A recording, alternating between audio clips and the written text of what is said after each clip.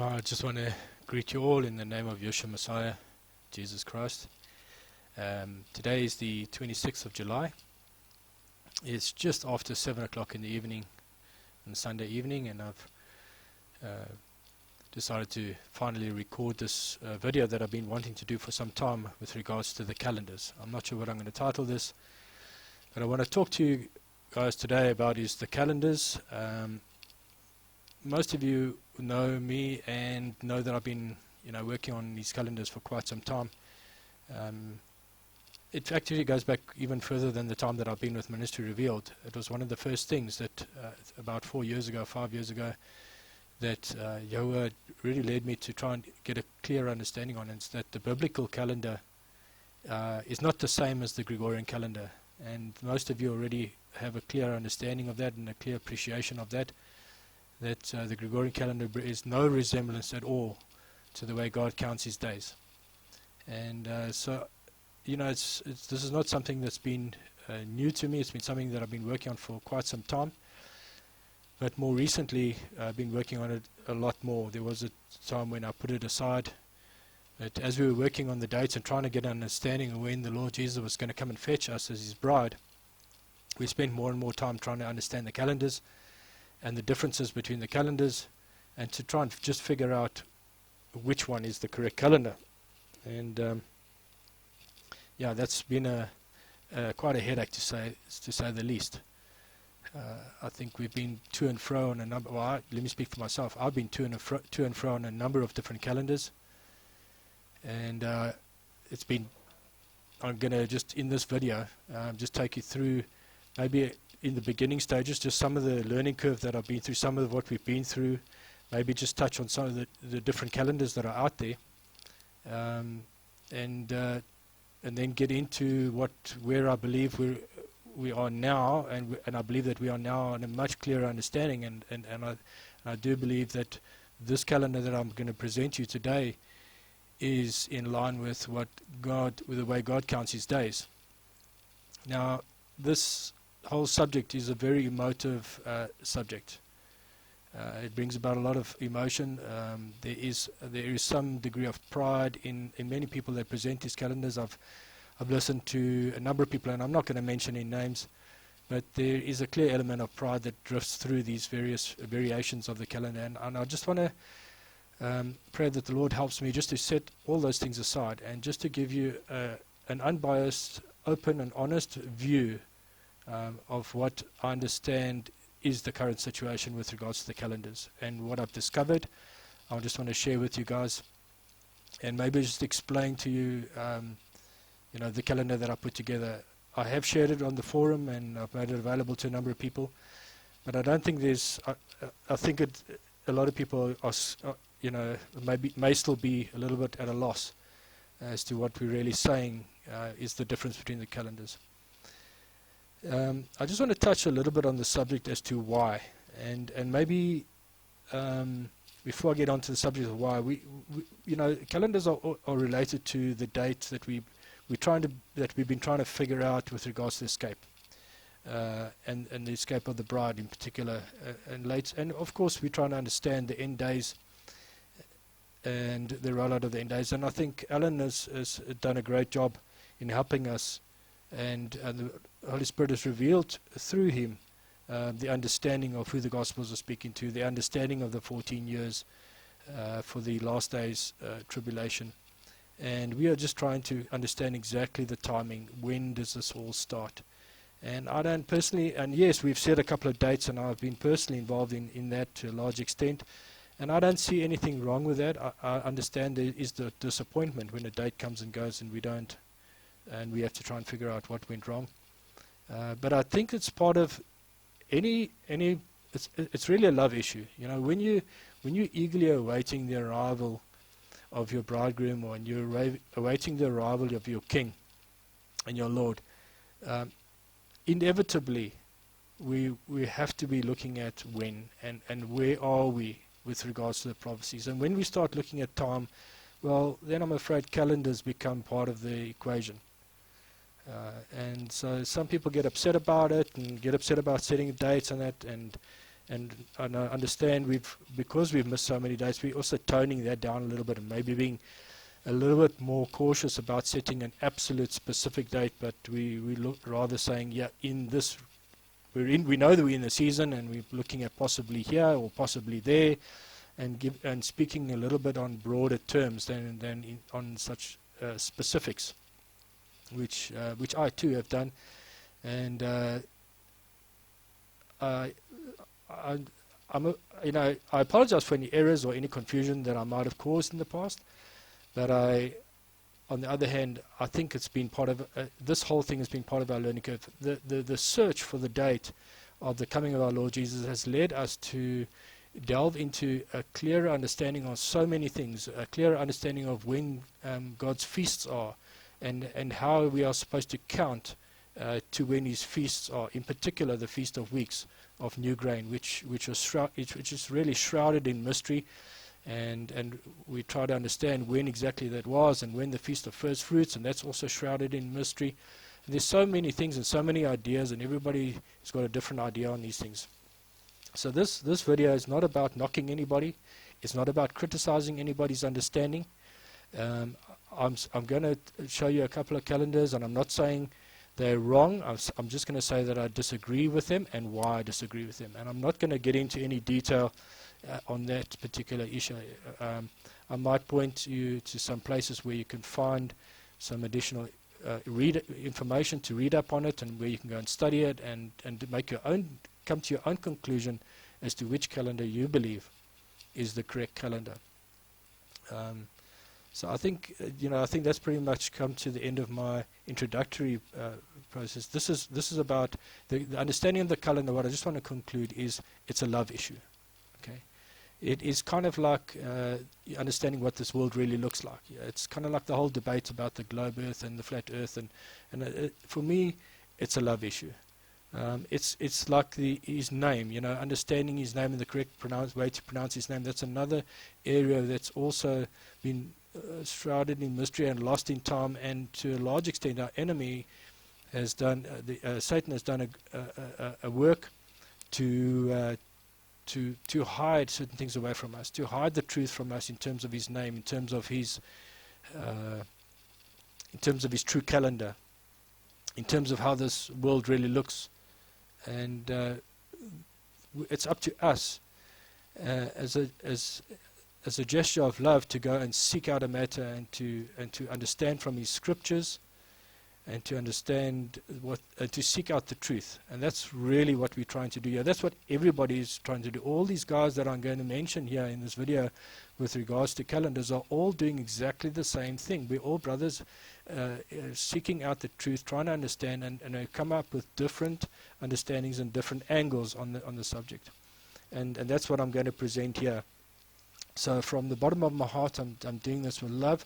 This is not an exercise of criticism against anybody. Please, I just want to stress that to the utmost. I may be completely, what I'm going to show you here tonight may be completely wrong. I believe it is correct, but I'm going to leave it for you guys to decide whether it's the truth, whether it's correct or not.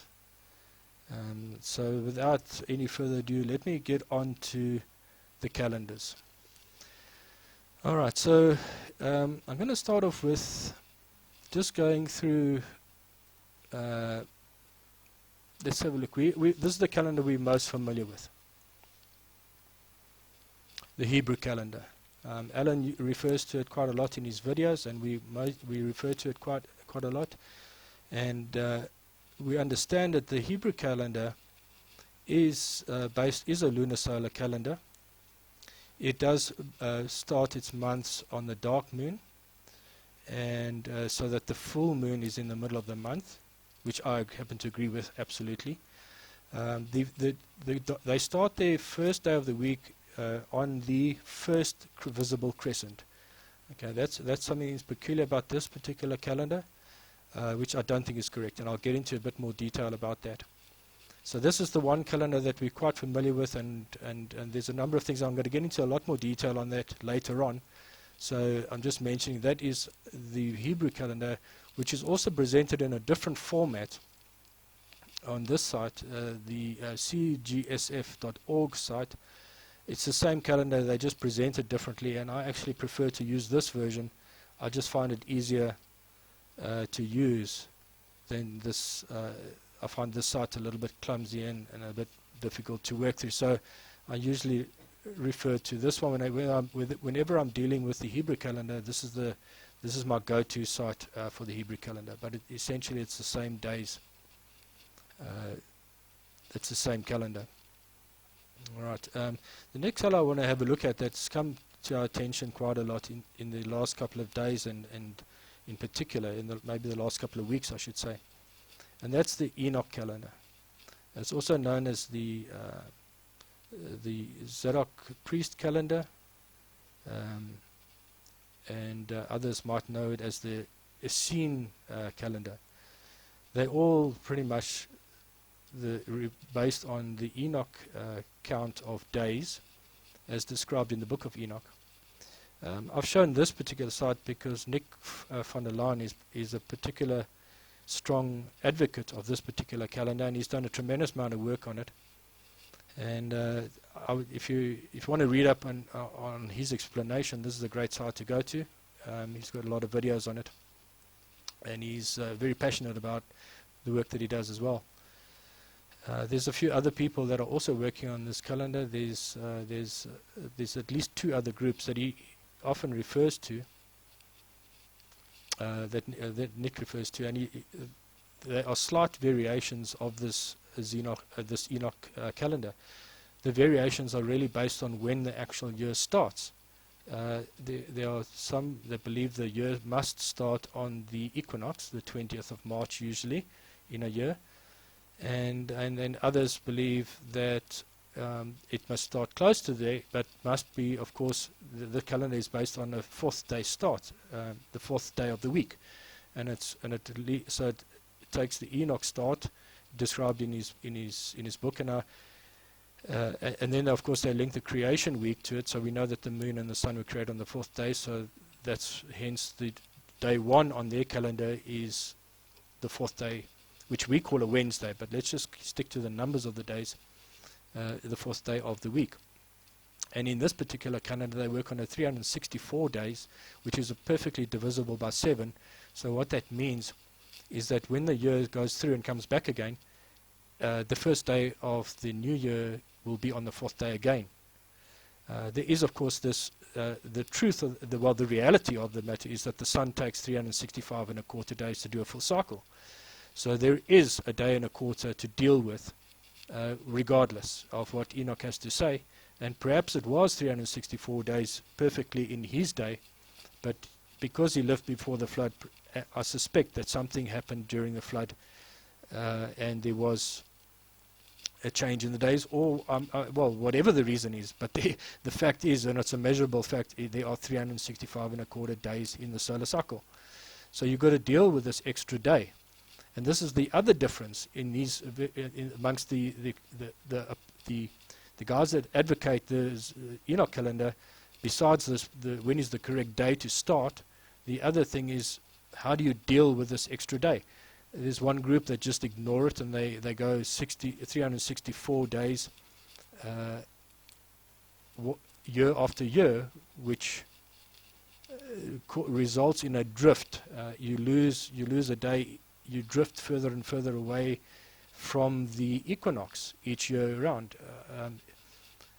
Nick goes into a bit of detail on that on one of these videos. I think it was this video here. He covers the markers of the lunars on this one, and I'll talk about that now. And I think it was in this calendar that he speaks about the guys that do not take into consideration the 65th day. So what Nick advocates to do with that extra day is you just live it. It's not a weekday, it's not a day, it's just there. The sun comes and goes, you just live it, and you start again your count of 364 on the day after that. So it's a day that, for whatever reason, some link it to the day that's cursed. In other words, Job's birthday, and there's a whole lot of ideas in that regard. I can't say it's true or untrue, but the reality is there's differences in how to deal with it. There's another group that advocates that you go 3 years of 364 days, then you add an extra week, so that way you keep your start of the year on the 4th day. You add the 7-day week, and then you start. You go back to so 1 year you'll have 300 and what is that, 71. So it's 364 plus the 7 days, so 371 days, and then you'll go back to the 364, and then you'll start drifting back again towards the equinox for the start. And it's kind of the same principle that's used to correct in the Hebrew calendar, and we'll get into that a little bit. The Hebrew calendar also does a similar correction, because there's a difference in days in the lunar cycle of 354 days versus the solar cycle of 365 and a quarter. So there's 11 day and a bit difference between the two cycles, and that needs to be corrected for. And so the Hebrew calendar has a similar way of fixing that problem, and by having a 13th month every third or so year.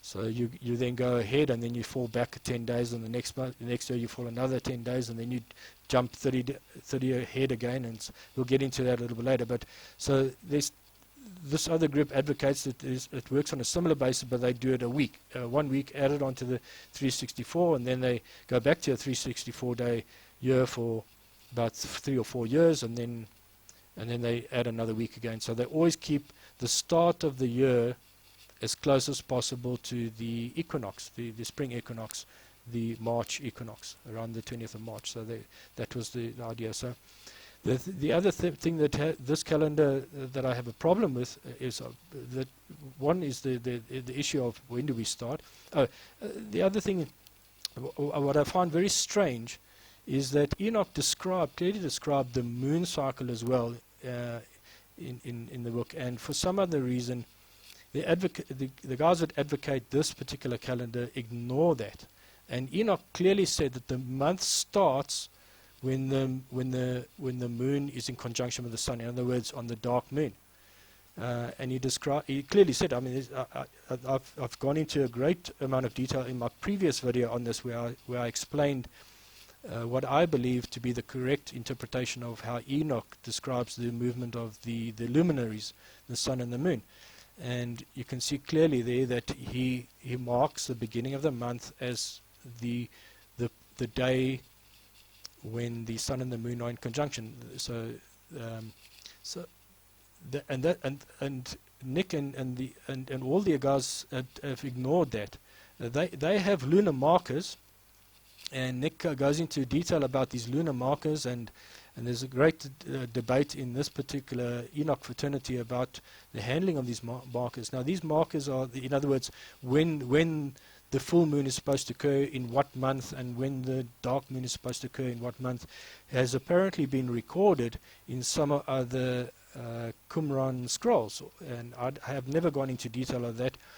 But the reality is that their full moon is not necessarily in the middle of the month. Their full moon could be anywhere. It changes, just like the Gregorian calendar changes. The full moon can be it drifts through the various months. So there's no ensuring in this particular calendar that the full moon is in the middle of the month, which I believe is incorrect, and I will go into that a little bit later on as well. Hopefully I'll be able to add some clarity on that particular issue. I think it's vitally important that it's related to the birth of Jesus, for one, and we'll get into that now. But the full moon, in my understanding, must be in the middle of the month, and that is why the month must start on the dark moon, so that the full moon can be in the middle of the month. But on this Enoch calendar, that's not the case at all. So the last issue that I have with this particular calendar is they never have a 13th week, at least a 13th month. There's never a 13th month in their calendar. It's always 12. Now, it's clearly, there is evidence in the scriptures that there was a 13th month. There must have been a 13th month, and I'm going to, maybe I must just get into that now. One of the other calendars that I've been looking at is the World's Last Chance. These guys advocate a calendar that's very similar to the Hebrew calendar, with a very subtle difference. They also start their let me just, this is their app. You have to. They start their month on the dark moon, and let's just jump to 2020. So they've developed this app that you can download. It's not a very easy app to use. I find it quite user unfriendly, and you can switch it between the Gregorian view and the Hebrew view, but it's not easy to use. But you can see where they've marked so for example, this would be, you got to look for the Passover. Yes, Passover here. So the beginning of their year would be this day here, the 25th. So that's New Moon Day, and then you count. Then there's 6 days, and then there's a Sabbath, and then 6 days, and then the Sabbath, and then 6 days and the Sabbath, and 6 days and the Sabbath, and 6 days and the Sabbath. So that's how it works. And then these light blue ones are obviously the feast days. That's Passover there. That's your 7 days of unleavened bread, and so on. So that's how they've got there. So they usually start there. So the 25th of March in this year, 2020, was the same day that the Hebrew calendar started. In fact, I think the Hebrew calendar started on the 26th of March. And the reason why, let's just have a look at that. Let's just go there. Just double check that. Hebrew calendar for 2020. Let's just expand that. So it's Nisan 1. Yeah, you see, the Hebrew calendar started on the 26th of March. But the World's Last Chance guys, they started this year on the 25th. And the reason for this difference is because the guys at World's Last Chance, they believe that you must your your new moon day is the day of the conjunction, and the first, in other words, the first day after the dawn. I think they put it in these terms: the dawn after the conjunction of the moon and the sun. So if I had to go to Stellarium and just see if I can, let me go to March. They've got it as 25.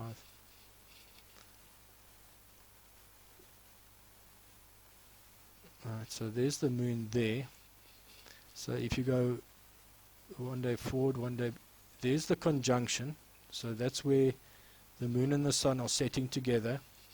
So the dawn would be when the sun rises here, and so this is what they're looking for, and they believe strictly that so the dawn there, this day is now New Moon Day. So that's the 25th. That's why they've got their calendar starting on the first day of the month being New Moon Day.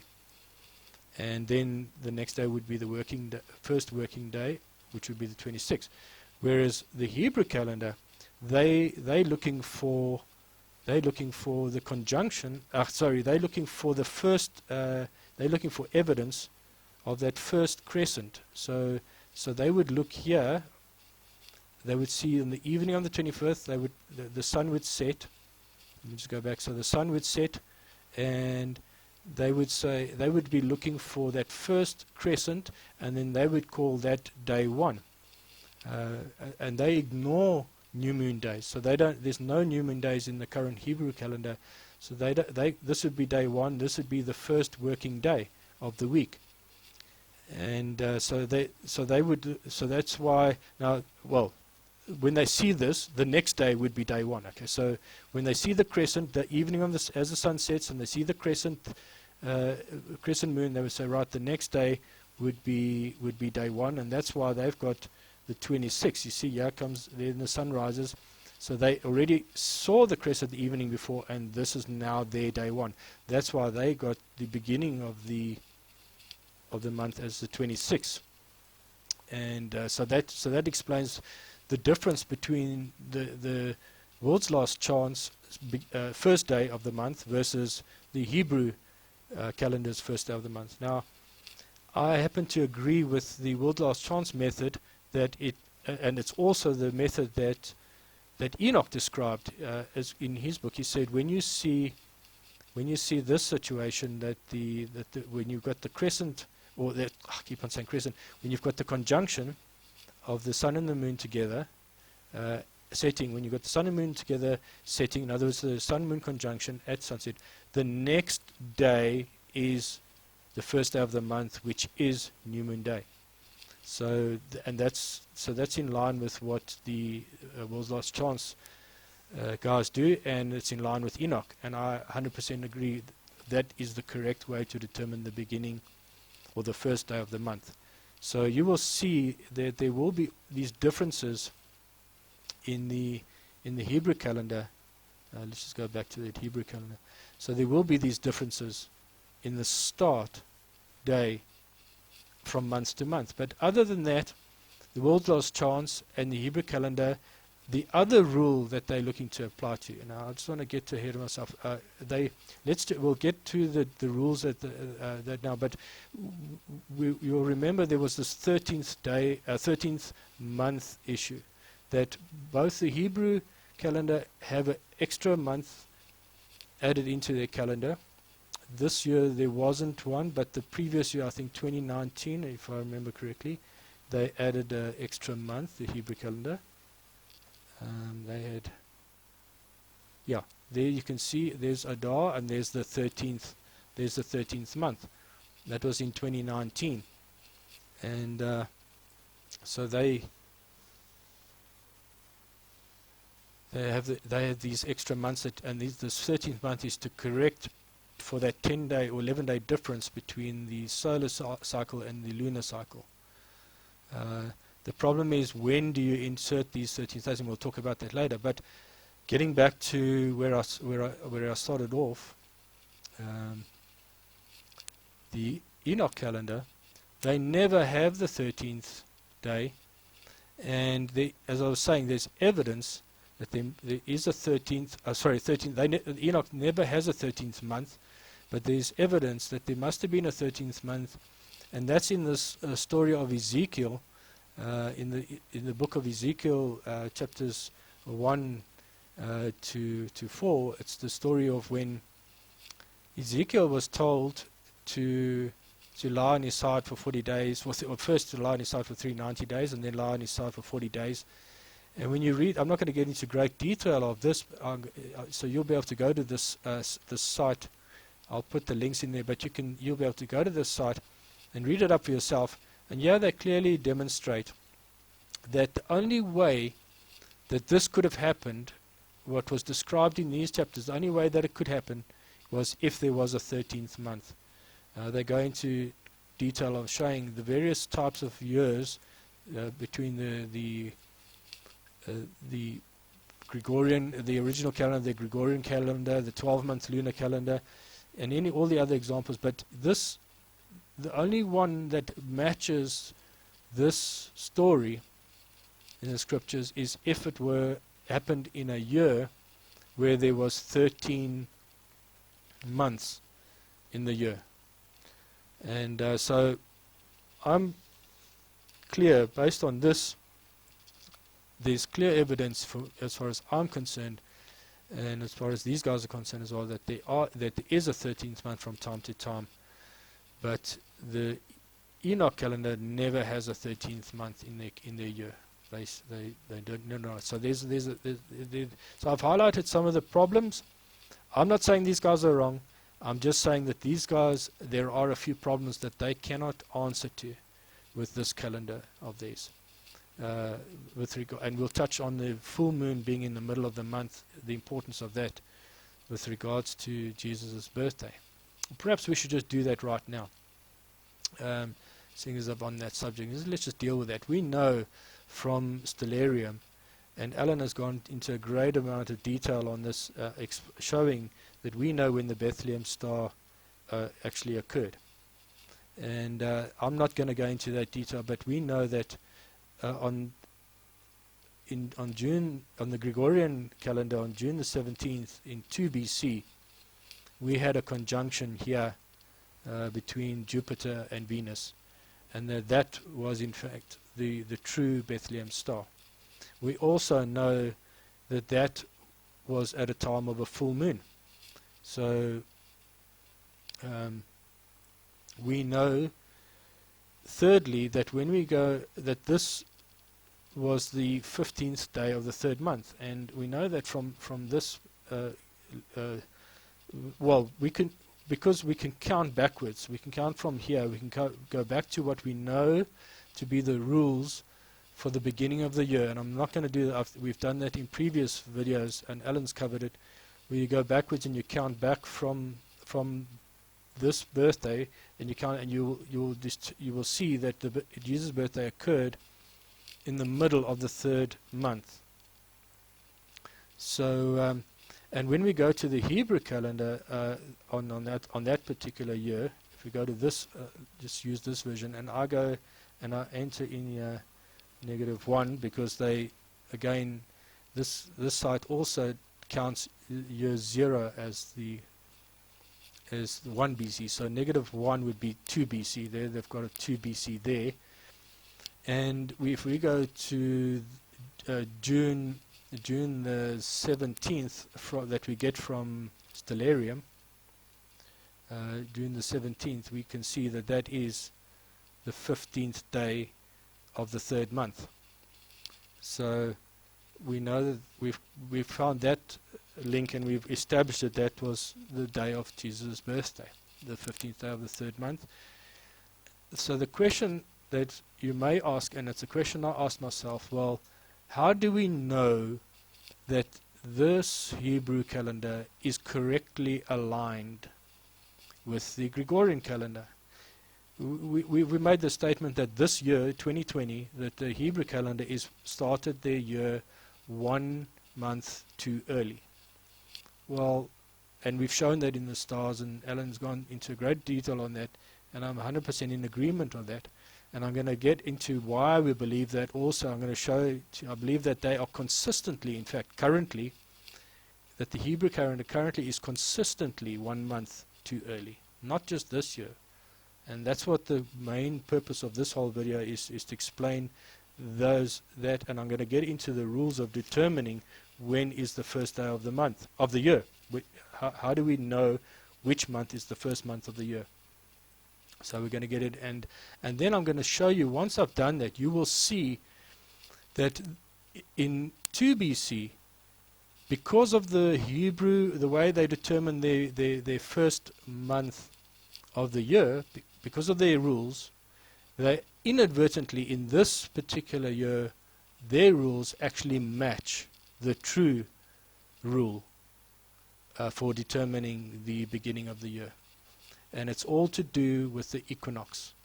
The equinox, and I'll get into the rules now, but I don't want to get ahead of myself here.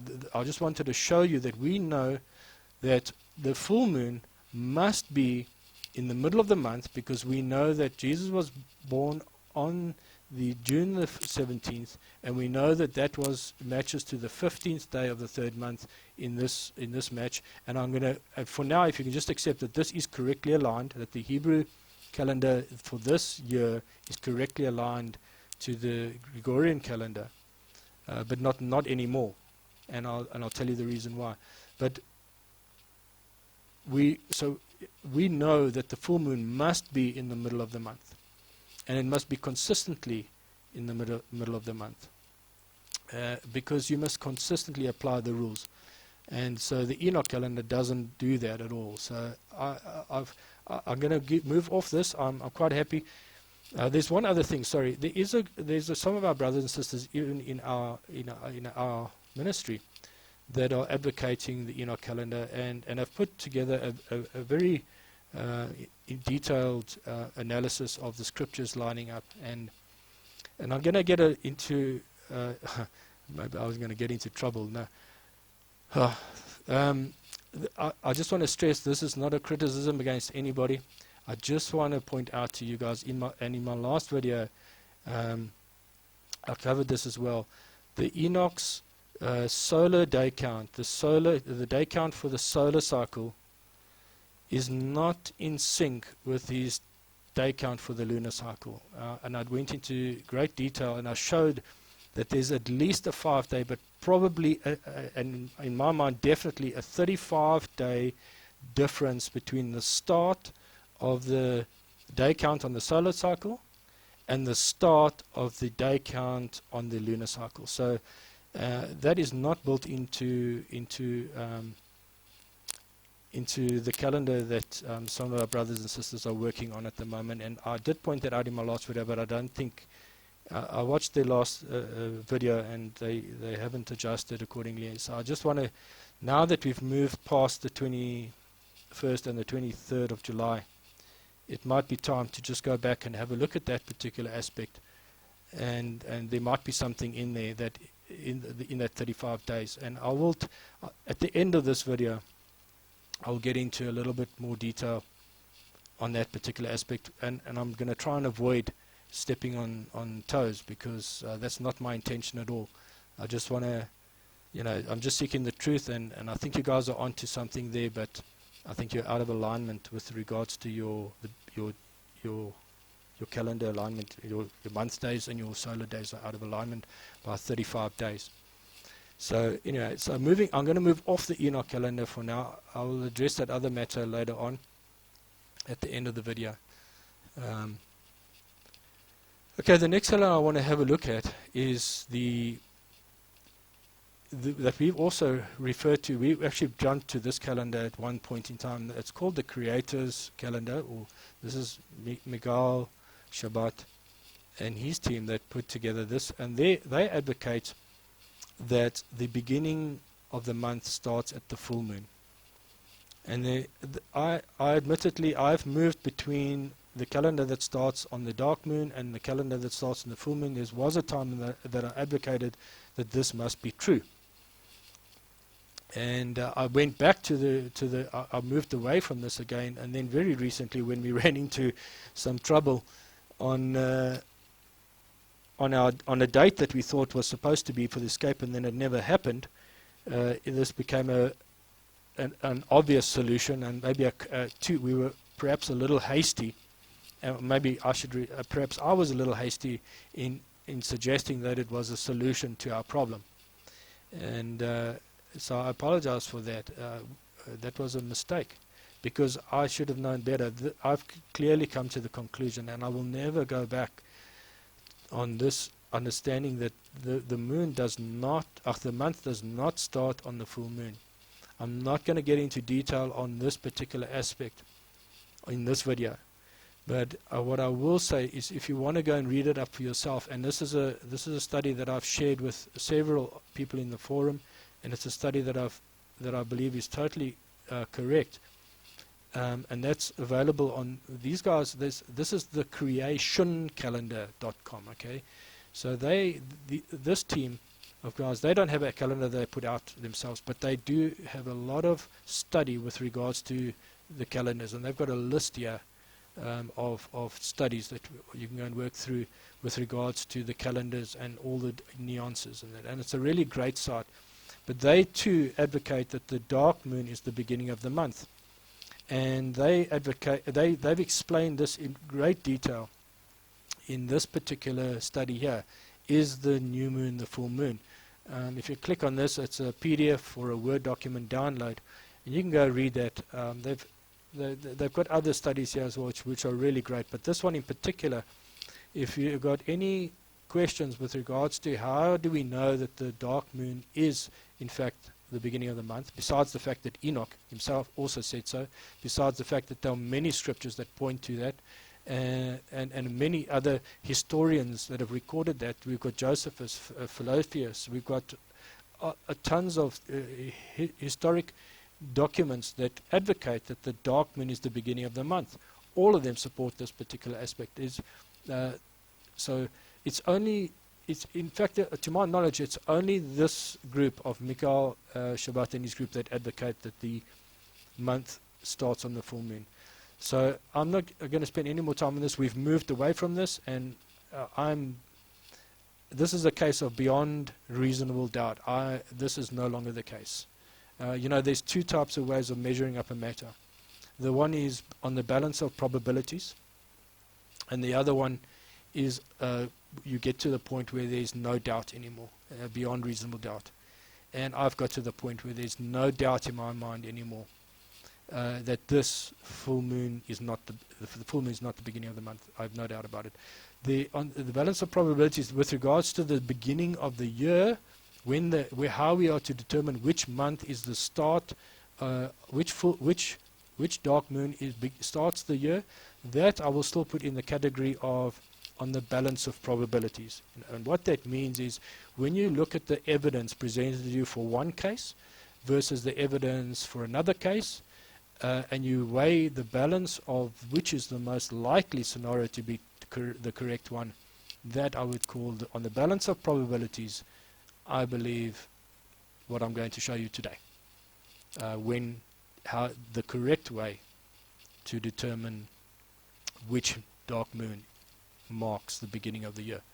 So I'm going to move. So I'm moving off these guys. I just wanted to show you we were here. We've moved off it, and that's the only aspect. The other aspects of how the counting of where the Sabbaths lie on the 8th, the 15th, 20th, all of that I agree with.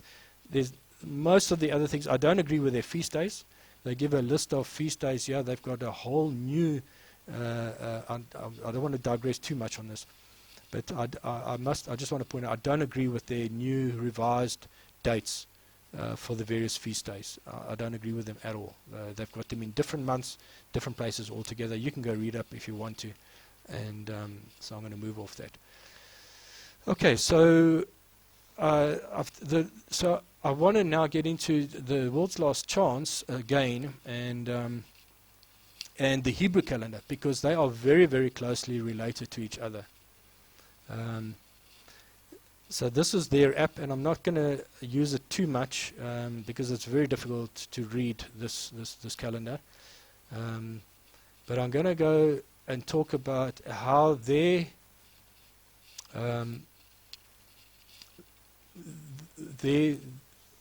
calendar is similar to the Hebrew. I've mentioned the first similarity was, that they begin on the dark moon, except that and I mentioned the Hebrew looks for the first crescent. They look for the first crescent, and the world's last chance, they look for the dawn after the conjunction of the moon and the sun, which is in line with Enoch. So that's the one difference. The thing that they have in common to a large degree is that they both look to have that the Passover must be as close as possible to the equinox. So we know that the equinox occurs on the 20th of March, sometimes the 21st of March. Okay, so the equinox occurs there, and they would be seeking to have the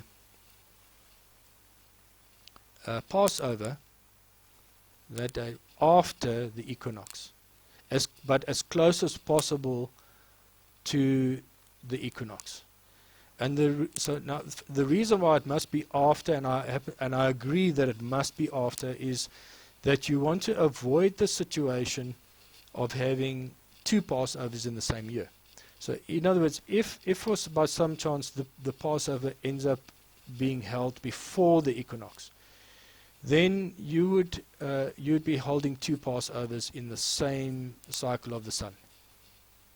And we know that the scriptures say that the Israelites had to come together 3 times a year, at Passover, at the Feast of Weeks, and at Tabernacles. Not 4 times a year, and not 2 times a year. So if you have a situation where Passover occurs before the equinox, then you'll have 1 year where they will come together as a holy come together as a solemn assembly 4 times in that particular year, and then the next year they will only be getting together twice. So, and you can't have that situation. So the only way to avoid that situation is to make sure that Passover happens after the equinox, the spring equinox. And it's the spring equinox from a northern hemisphere point of view. So I'm in agreement with that, that it must be after, but I'm getting to this rule that they together with the world's last chance believe that the Passover must be as close as possible to the equinox. I believe is incorrect. I believe there's a different target point, and I'm going to get into that later. And that, having said that, this particular rule of looking to get Passover as close as possible to the equinox, but after, is applied strictly by the guys at World's Last Chance, but it is less strictly applied by the Hebrew calendar.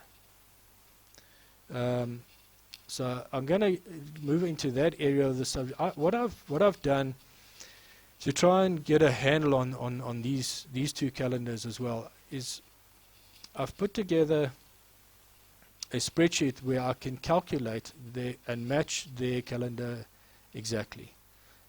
So I've called it the World's Last Chance stroke Hebrew Lunar Solar Calendar.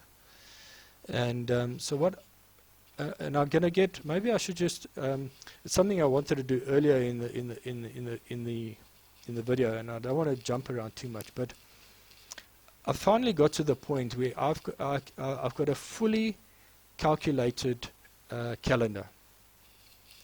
So in other words, I'm going to just it's a little bit of a side subject, and I'm going to get back to this one now. When I started off this whole process recently about putting, let me put it this: when we discovered that the Hebrew calendar this year started their year 1 month too early, I soon realized that, well, hang on a second, well, maybe we need to get into this a little bit deeper. And I started putting a calendar together so that we could have a version that would show the Feast of Weeks, will show the feasts exactly where they should be. So I put an Excel spreadsheet together, and this was the one of the first versions. This may not be the exact first, but this was one that I shared with most of the guys. I shared on the forum, and I shared it with a number of friends and acquaintances of my own. And in this particular version, what we tried to do was we said, okay, well, we know that they started a month too early, and we know based on the sun, stars, and the moon that they should have started in April, not in March this year. And so I put this calendar together that could generate our own calendar with the feasts in the correct place. And it was rather a basic system where we had to, in this version, I had to find on Stellarium the first day for each month. So we had to go and look for, using the rules, find the full moon in the middle of the month and then count back 15 days and determine which was the first day of the month. And then we would do that for each of the months and plug in a date that we would go and get to from Stellarium. So we do the exercise of Stellarium, see where's the full moon and where's the 15th day. So we find the 15th day, and we've covered that in previous videos. In fact, this is a 15th day, so I can just show you as an example. So for any 15th day situation, you have it's actually the other way around. This is where the sun is rising, but you'll have the moon. Well, let me go. This is, you actually want the sun setting and the moon rising situation. So this marks the typical. Marks the 15th day. As the sun sets, you've got the full moon rising. That happens on the night before the 15th day. So this marks the night before the 15th day. And That's how. Then you can count. Once you've got this mark, you can count back 15 days, and you'll know which is the first day of the month. So that was what we were doing. What I was doing here, and I put in these rules on how to do it, and we had a couple of checks.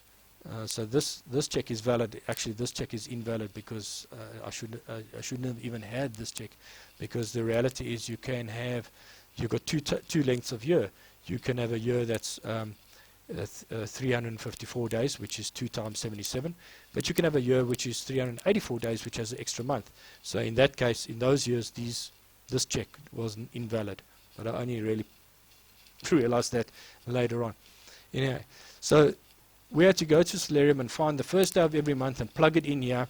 And now, because I knew the first day of every month, I could then plot it out on the calendar, and I could determine which months had 30 days and which months had 29 days, so as to ensure that the new moon day, the first day, the new moon day was the first on the line there. So that was a relatively straightforward way of doing it. And then all we're doing is we're matching up, the day count, the biblical day count, to a Gregorian date. So there's no real calculation involved here. There's no calculation involved in all. In fact, we are plugging in these dates. And then I had a brainwave whereby I could reduce this, and I haven't opened up that version, but I reduced this down to, I eliminated all of this, the need to put in all these dates, because I could calculate those dates if I knew that date and that date. In other words, the first day of the year that we get from Stellarium, and even approximately, it didn't even have to be exact. And then the last day, or the first day of the next year, then I could determine whether this particular year was a 12-month year or a 13-month year, and I could determine the exact start. I did that by doing I used a calculation that counts the cycle. So I took a standard new moon day in 2000. And I knew that every new moon day would be exactly 29.53 and a couple of decimal places days after that particular new moon day. So if you plugged in any date close enough to that new moon day, I would be able to calculate the actual day. So that's why in this particular thing, if I put in even if I put the 18th of April, it would still calculate the 23rd day. Okay, so it would still it would still calculate the 23rd day. So as long as I was within 14 days of the actual new moon day, with this guesstimate from Stellarium, I would be able to determine the exact date, and then these dates would be calculated for me, and then the rest. So all I had to do now was plug in 2 days. So the original one I had to plug in all these dates, and the second version I just had to plug in 2 dates, and the rest could be calculated. But there was a limitation to the accuracy of this, and that is we're using our best guess as to when the full moon day is, and you'll see this actually ended up being 1 day out, this particular version on the fully calculated version. So from this, then we then moved on to, so that was we had the first version, the second version, and then now we've got a fully calculated version. And on this one, it looks similar, but what's different here now is that I just have to plug in a year, and the rest is fully calculated in terms of exactly for each and every day what is the phase of the moon. And this came about thanks to the work of somebody else, and I just want to share that because this is not this guy S. Davies. He's put a tremendous amount of work into creating macros. In other words, he programmed macros and functions. He added functions to Excel by means of macros to calculate the moon phases for a particular date. He also, in this, is able to calculate the exact position of the sun or the moon and the planets, and there's a whole lot of stuff here. This is a free download from his site, and he's put a tremendous amount of work where you can plug in a particular particular date and time, and you can give your location, and you can calculate a whole lot of things. So this was when I discovered this, I realized that I could use his macros, and I checked the accuracy of his macros against Tellurium for the position of the sun and the moon, etc., for a particular day, and his calculations are spot on. They line up with Tellurium 99.999%. In other words, I think there's maybe a few degrees, one less than a degree difference in position of any like for example the sun, its position. You'll see that if you click on the sun, it gives you the position here. Okay, in Stellarium it uses hours, minutes, and seconds. That's because they've taken this 360 degrees and they've broken it up into 24 hours. So the position is given in terms of hours, but you can calculate, you can convert the hours, minutes, and seconds to degrees as well, and vice versa. So it's just a different method of expressing a position on a circle. So in any case, so this guy Davis put this spreadsheet together and these macros together, and he was just using it to create a calendar for himself. And on his calendar, he's able to put different things. You can put there's the annular eclipse of the 20th. This is for the 12th. I think you can change it here. I'm not sure if you change it there. I think it is there. Let's see. I don't want to change it now, but you could change the year, and then it would put a whole lot of information with regards to the sun, moon, and stars. Pedigree and apogee is the distance the moon is from the Earth, and that plots it on the particular day. We've got an equinox there. We've got a solstice there on that day. We got Saturn imaging. I don't know. There's a whole lot of stuff here. Yeah, we got Venus maximum elongation on that day. So he plots all these different things. There's a Jupiter opposition to the Sun. There's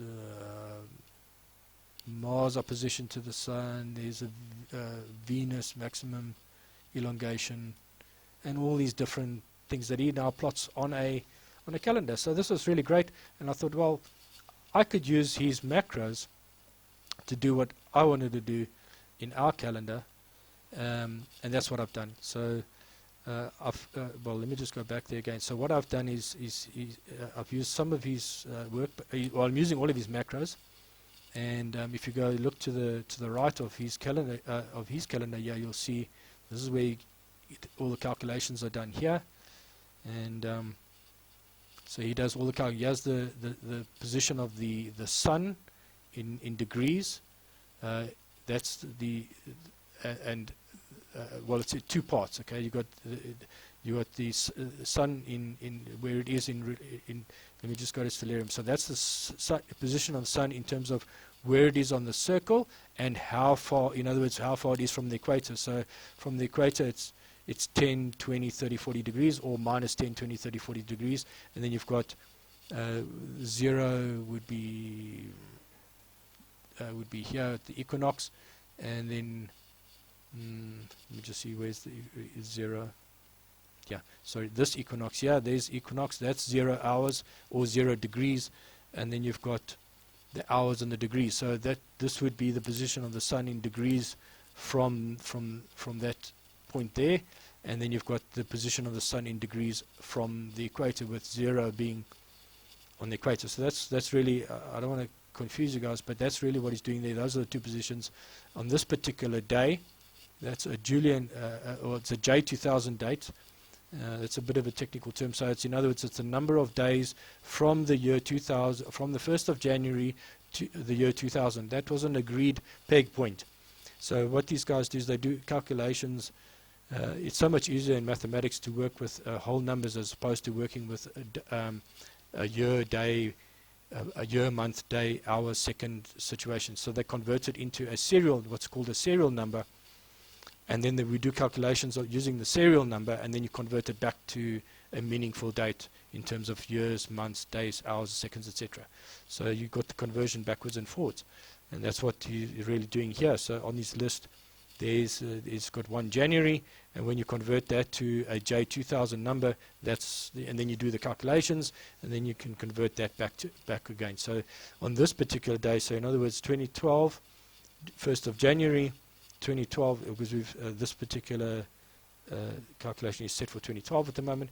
The sun was in that position in relation to the equator, and that position in relation to the equinox, and that's calculated for each and every day, going down. Each and every single day is calculated, and then the same happens for all of these other planets. He's got all the planets: the Neptune, Uranus, Saturn, Jupiter, Mars, and none of those were really interested. I was interested in the moon, and he doesn't have the moon on here. So so what I did was I took this as a starting off point, and we've now in our calculator, you recognize it there. So I've just pulled it, and then I've added to that is the lunar stuff, all the moon. This is all the moon related stuff. So we're calculating here now the exact position of the sun and the moon. Conjunction the moon, yeah, those two there. There's the position of the moon. The same two numbers are, so it's in other words the equivalent of that for the sun, and here's the equivalent of that for the moon. Is it? It's that one. It's actually that one and that one. Those two there. Okay, for the moon. So sorry, that's Jupiter. It's this one. Sorry, it's that one and that one. Those two are the equivalent of these two, where these two are for the sun's position and these two are for the moon's position on this day. On this, each one of these lines, each one of these rows is a particular day. So this is the 14th of March, 2020. That's the exact position in terms of RA and in terms of degrees. So that's the position of the moon, that's the position of the sun. And we're calculating that for each and every day on the calendar going downwards. So this really enabled me now to do away with stellarium altogether, because I didn't have to go back to stellarium. I could now calculate exact position, and you had macros there to calculate the exact phase of the moon. So we've got these other calculators. There's the age of the moon, and then we've got the exact so this is the age or the phase of the moon where it was, and I found a very interesting thing when I used this phase. So this tells us exactly what the age of the moon. In other words, on this day, the 14th of March, the moon was 19.56 days old. So when it's 0 days old, that's obviously a new moon. And when it's 1 day old, well, that's the first day of the week. And 2 days and 3 days and 4 days and 5 days old and 6 days old and 7 days old. So he's created a macro that calculates the moon age, and it actually perfectly matches. That is our days. Those are the days of the month.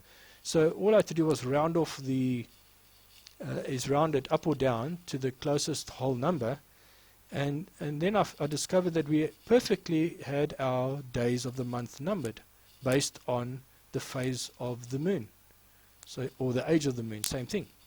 So here we get to 29 days, and then it goes back to 0.49. So that's a new moon situation again. So we've got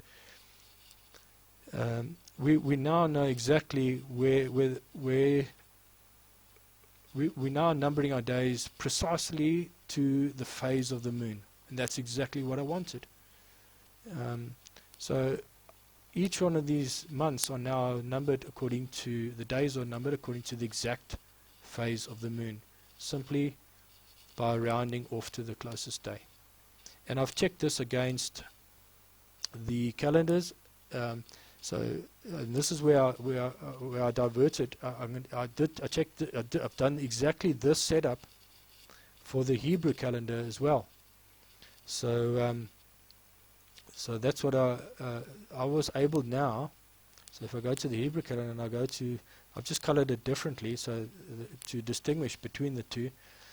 But here we're on the same year, and I've set up the rules, and I'll explain the rules to you now, because the rules for determining the first day of the year are different between this calendar, the Hebrew calendar, or the Hebrew stroke world's last chance calendar, and what I believe to be the correct calendar. You'll see that there's a different date for the beginning. For the same year, comes to the 24th of April, versus the Hebrew calendar, it comes to the 25th of March. Well, this is now using the rules strictly. It actually falls more perfectly in line with the world's last chance calendar. But you'll remember that the Hebrew calendar started on the 26th, and I already explained that day difference. The Hebrew calendar waits for the first crescent to be visible in the age moon. So there they don't see the crescent on there. They saw it in the evening of that day, so then they call this day 1. Whereas world's last chance, it's actually day 2, the first day of the working week, but it's day 2 of the month. So now I've been able to calculate the exact calendar for the world's last chance stroke Hebrew calendar, barring these slight differences. But that's an issue that I'm not going to adjust for, because I don't believe that the Hebrew calendar is correct. I could make their adjustment, but I'm going to stick to, I believe that the world's last chance method of determining day 1 is correct, so I'm going to leave it at that. But the interesting thing is that, and this is where I'm getting back to, this is now a fully calculated version of the calendar. And I'm now back at the point at which I diverted. I'm now able to show you that their rule, where they try to keep the Passover, which is this pink line here, okay, their rule is they try to keep the Passover as close as possible to the equinox. Okay. Now you remember, this equinox is calculated. I'm not inserting any of these things. Everything here is calculated based on, for each year, it's calculated based on the position of the sun and the moon, and the phase of the moon. Everything is calculated based on that.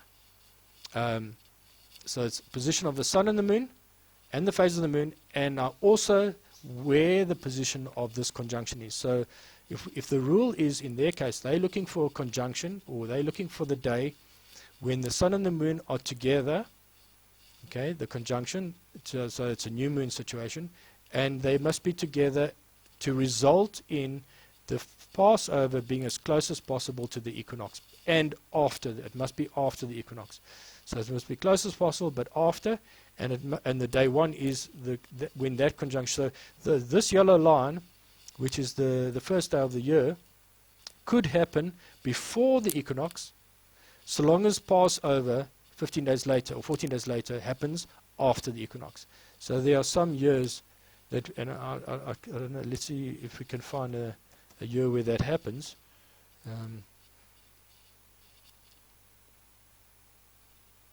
Okay, here's a year, so next year that actually happens. You see now the beginning of the year is before the equinox, but Passover is still after the equinox, and they're quite happy with this situation. Okay, so that's their rule. So they're aiming to have that. If we go and look at another year, 2019.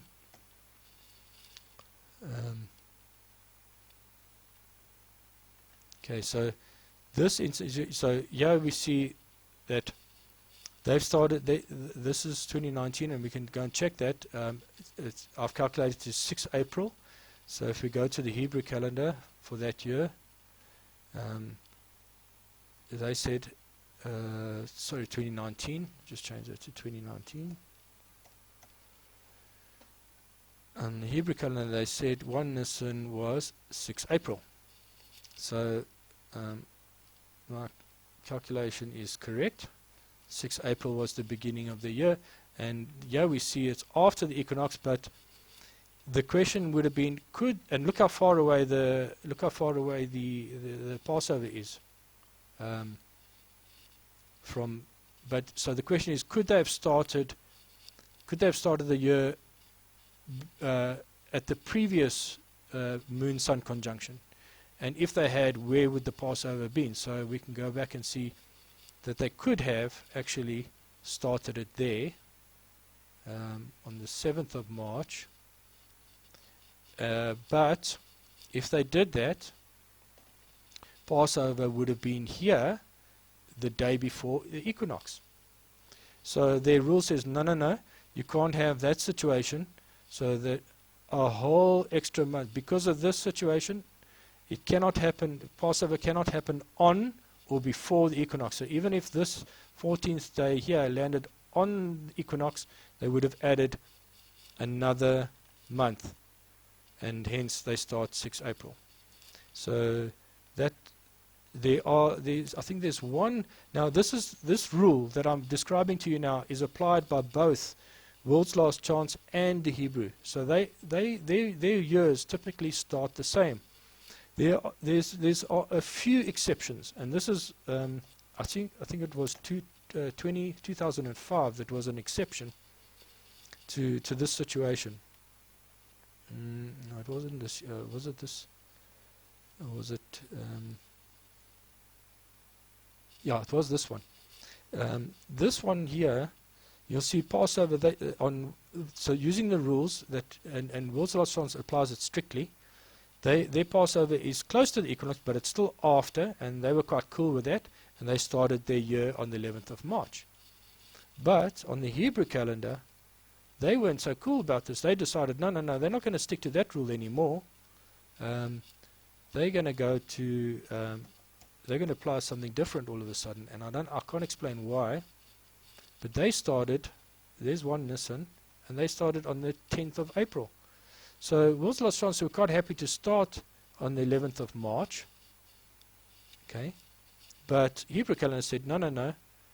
They must wait another month. So they pushed it out, and I can't explain why. I don't know what rule they used to come to that conclusion, because it's just the one or two exceptions to the rule, where they all of a sudden other years they're quite happy to start the year before the equinox.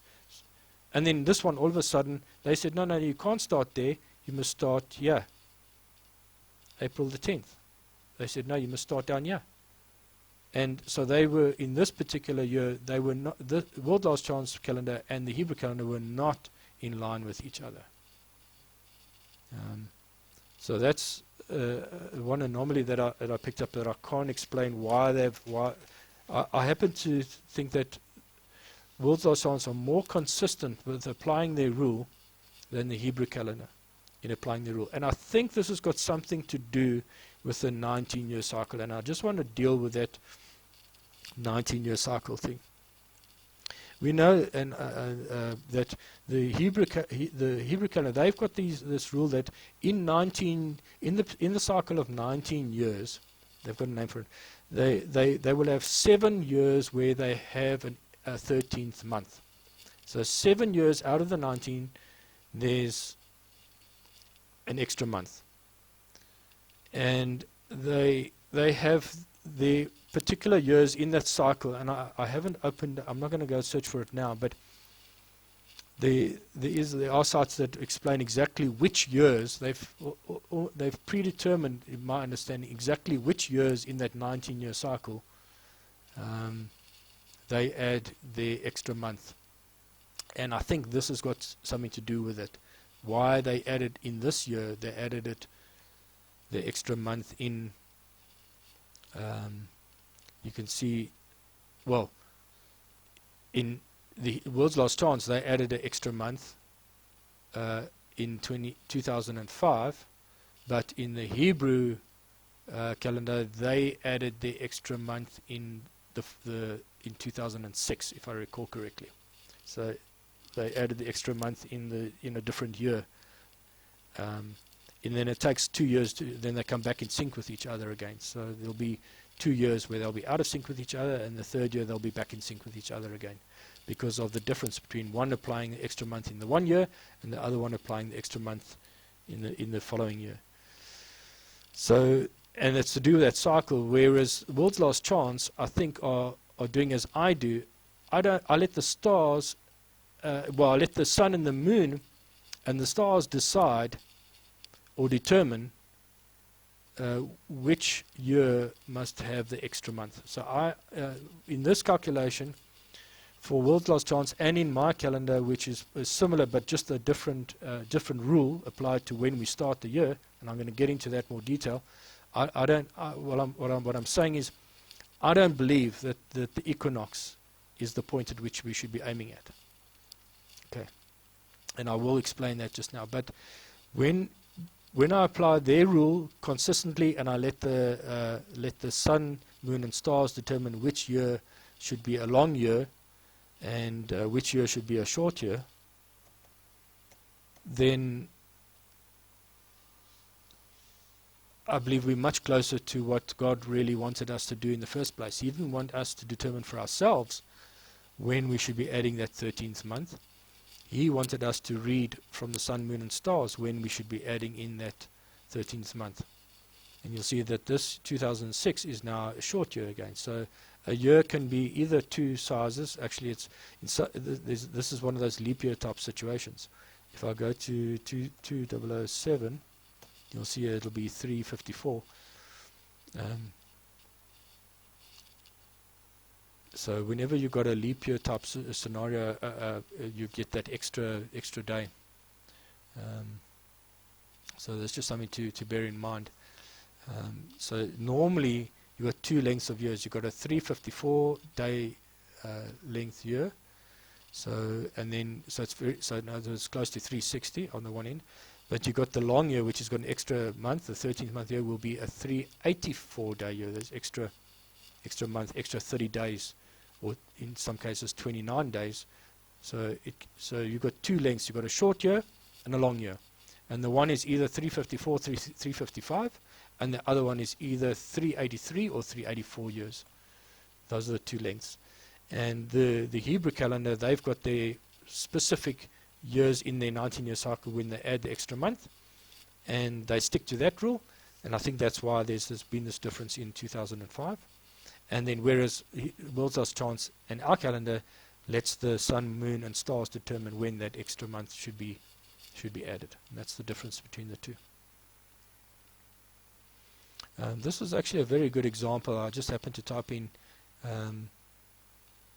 there's nothing. You'll see in this particular instance they actually started the year just before the equinox, but the rule is so long as the full moon, the full moon and Passover happens after the equinox, they're happy to start their year. Okay, so I think I've pretty much covered what I wanted to cover. Now I want to get into this rule, the difference between where I think they're going wrong. And that is that they try to keep the Passover as close to the equinox. And I don't think that should be the case. I think it should be trying to keep the Passover in when the Passover must happen when the sun is in Aries. That's the rule, if I can explain that. So in other words, when the sun is in Aries at Passover, that's when we should start, or we should start our year such that the sun is in Aries at Passover, not that the sun is at the equinox. Okay, so we're looking for a Passover to when the sun is in Aries, as opposed to as close as possible. So the Passover must be when the sun is in Aries at Passover. It's got nothing to do with equinox. We shouldn't be looking at equinox as our target. We should be looking at Aries as our target. And this all goes back to the original year, or the year that I'm calling my base year, 2 BC, the year that we know Jesus was born in. And now you're going to see why the Hebrew calendar in that particular area was correctly aligned up. But now they are consistently, in my view, a month too early because they're using the wrong rule. And what was happening in 2 BC, let me just go through. I'm going to go into stellarium and just show you guys a little bit from a stellarium point of view what I'm saying. So we know that the equinox is at, that's where the equinox is, and I'm just going to change it so that it's, so let's just take it that other way. It's just easier to read it this way, okay? So, so at sunrise we got, and I've left the red line that you're seeing here is the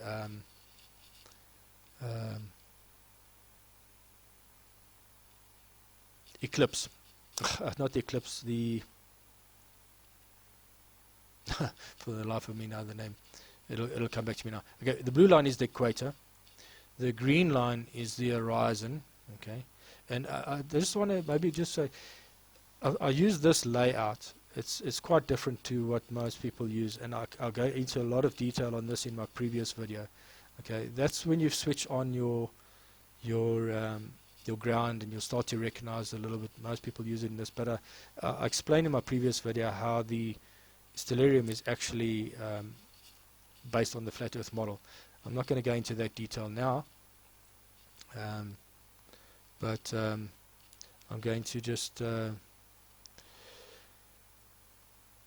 use the same layout that I was using in my previous video. So if you want to understand why I'm using this particular layout, then watch my previous video and you'll have a clear understanding of why I use this particular layout whenever I'm looking at the position or looking at stellarium and determining the position of the sun and the moon in relation to our calendar. Okay, so the blue line is our equator, and the red line, the word I was trying to look for, is the ecliptic. Okay, so that's the circle that the sun apparently moves on. Okay, apparently moves on, and I'll go into a lot of detail in my previous. So if I had to, for example, if I had to run this thing, you'll see the sun moves on the blue line, but it apparently also. I'm gonna just move it by days. Okay, and hopefully don't get too dizzy. You'll see there the sun is moving now on the red line. You'll see it's moving on the red line. Although it's going, okay, what we've got here is the sun, when I move it by a day, the sun is doing a full circle coming back to the same position. So you're not seeing the sun moving now. Okay, so that's months. Let me just go back to where I was. So if I move it by day, it looks like the sun is moving backwards, but in actual fact what's happening here is the stars are moving faster than the sun. So they're progressing forward, and the sun is staying on the same spot, but it's moving along that red line. Okay, that's the ecliptic. Okay, so we know when the sun when the sun on that ecliptic, when the ecliptic and the equator cross over, that is the equinox. That's when the sun is on the equator. That's the equinox. Okay, so if you don't understand what I'm referring to now, then just watch my previous video and you'll have a much clearer understanding what I'm actually talking about here now. I don't want to spend too much time on that. So I'm just going to jump back to the equinox, which we know is the 20th of March. Okay, so you'll see it with the red and blue, that's on the equinox, and sometimes it helps to just put it on the horizon as well. It's easier to relate to, but I'll leave it there. So now have a look where the equinox in relation to the stars is what I want you to have a look at now. We are in 2020 at the moment, and we can see that it's in Pisces. Okay, it's in the constellation Pisces. The equinox is in Pisces. So, and what happens is that this position changes. Now, coming back to the Hebrew calendar and the World's Last Chance calendar, they're looking for Passover that happens as close as possible to when this situation happens, where the sun is in the equinox. So what happens is that Passover actually happens, because it's 15 days different. So let's go to their start of the month. They said the start of the month was was in this particular year. They said it was the 25th or the 26th of March. So there's the beginning of the year, and if we go 15 days from there, so that's the first. That's 1, 2, 3, 4, 5, 6, 7, 8, 9, 10, 11, 12, 13, 14, 15. It should be full moon, okay? Or the next day is full moon, okay? And you'll see this is Passover, but look where the sun is now, okay? It's now in. It's still in Pisces, eh? So the sun is still in Pisces. It started off in Pisces, still okay, because Pisces is over at least 30 degrees. Each one of these hours is 15 degrees. Okay, so if you, in other words, if you take 360 degrees and you divide it by 24 hours, you'll get 15 degrees per hour. So each of these gaps is 15 degrees. So we know that the Pisces is over 50. Then the next portion is Aries, and then the next two is Taurus, and so it goes on. Then you've got Gemini, Cancer, Leo, Virgo, etc. Each of them will cover 30 degree, and that's about your 30 days. Okay. So again, I'll cover that in much greater detail. What Enoch was explaining to us with regards to the movement of the sun across these windows. Over 30 days, spending 30 days in each of these windows. But you'll see now, Passover on the Hebrew calendar, you'll see where the sun is, okay, in relation to Aries. So and this is where I believe it's wrong. This sun should be much closer to Aries because it's telling us a story. The sun is pointing us to the sacrificial lamb, the ram that was sacrificed, and I'm going to cover this in a little bit more. But now so you see the relationship. The equinox is there in Pisces. The Passover is here, sort of between, sort of on the border of the two, but and that is so that's full moon. Okay, that's Passover. But if we go and look at what happened in the year that Jesus was born. Okay, let's have a look what the picture looks like there, and this is what I wanted to show you. So we know that the year that he was born, well, let's just go there. The beginning, I think it was the 4th of April was the beginning of the year. Let's go and let's just double check that. I think I've got it here. 2 BC. Okay, his birthday was there, and the first day it was 5 April. So 5 April was the first day in the year that Jesus was born. 5 April, 2 BC was the. So if we go to 5 April, 2 BC, and we look at. So this is day 1, and we now need to go and look at. We want to see the same picture. First of all, okay, let's go and have a look. Let's go 15 days from here. So it's so that's where 1, 2, 3, 4, 5, 6, 7, 8, 9, 10, 11, 12, 13. That should be full moon. That's full moon. That's 15 day. And you see now. Look at where remember that conjunction. Or where the blue line and the red line cross, that's where the equinox is. You'll remember it last in 2020 the crosses over in Pisces. Okay, it crosses over in Pisces, but now it crosses over on the board. Yeah, in Aries. Aries is running.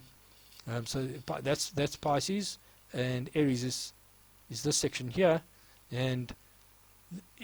The equinox was happening at the time when so equinox was in Aries in the year that Jesus was born, and if we look at Passover was happening when the sun was actually in Aries, because Aries is this section here. So the sun was in Aries, as opposed to in the previous picture the sun was at Passover was somewhere over here. Okay, it was somewhere on the border. It was somewhere there. So so this is what's happened now over the 2,000 years. Is the point at which the equinox occurs has shifted from there somewhere. Okay, in that from from being there, it's shifted to there. And it does so it does it continuously, but that's about the size of the gap for over 2,000 years. And in fact, even in Abraham's time, it was also different. And I'll have a look at that a little bit later. So when I looked at this, I said, but the sun at Passover must be in Aries, not in Pisces. And how do we get that? The only way you can get that is if you try and keep your Passover when the sun is in Aries, as opposed to trying to keep your Passover when the sun is at the equinox. Now, in the year that Jesus was born, they coincided, and this is why the Hebrew calendar in that year, you'll remember I said to you, I believe that, let me just go there quickly, you'll believe in, so I have it open, I don't know which one I had, yeah, you remember I said to you, I believe that in this year where we know that Jesus was born on the 17th of June, and it worked out to the 15th of the third month, and I said to you, I believe that this was correctly lined up, because the rule that they use coincided with what I believe is the correct rule. And this is what I'm saying. They apply the rule, they're looking for a Passover as close as possible to the equinox, and in that instance, the beginning of the year, the first month of the year, based on that rule, in this year of 2 BC, would have been correct. It would have fallen it would have matched, because the two rules apply. Trying to keep Passover when the sun is in Aries, when the equinox is already in Aries, both rules are actually aiming at the same target. So let me put it to you this way. I believe the correct target is to look for the Passover must occur when the sun is in Aries. That will be the correct month. So, let me rephrase it. We know the Passover is the full moon. You must have a situation where the full moon, okay, the full moon of that particular first month must happen when the sun is in Aries, not necessarily when the sun is at the equinox. But in Jesus' year, they happen to be the same target. In other words, both targets. The incorrect target coincided with the correct target. So, if you're aiming at the incorrect target and it coincides with the correct target, well, guess what? You're going to hit the correct target, if that makes sense to you. That's why I believe that in this instance, when we looked at understanding when Jesus' birth on the 17th of June coincided with the 15th day of the third month, June 17th, because of their rules that they apply coincided with the actual target, I have no issue that this does in this year, for this year only, or in these years around about, I mean, over the 2,000 years, it got worse and worse and worse. But at this time, the Hebrew calendar does line up correctly with the correct beginning. So their first month is correct in this particular year, because the rules they use coincided with what I believe to be the correct rules.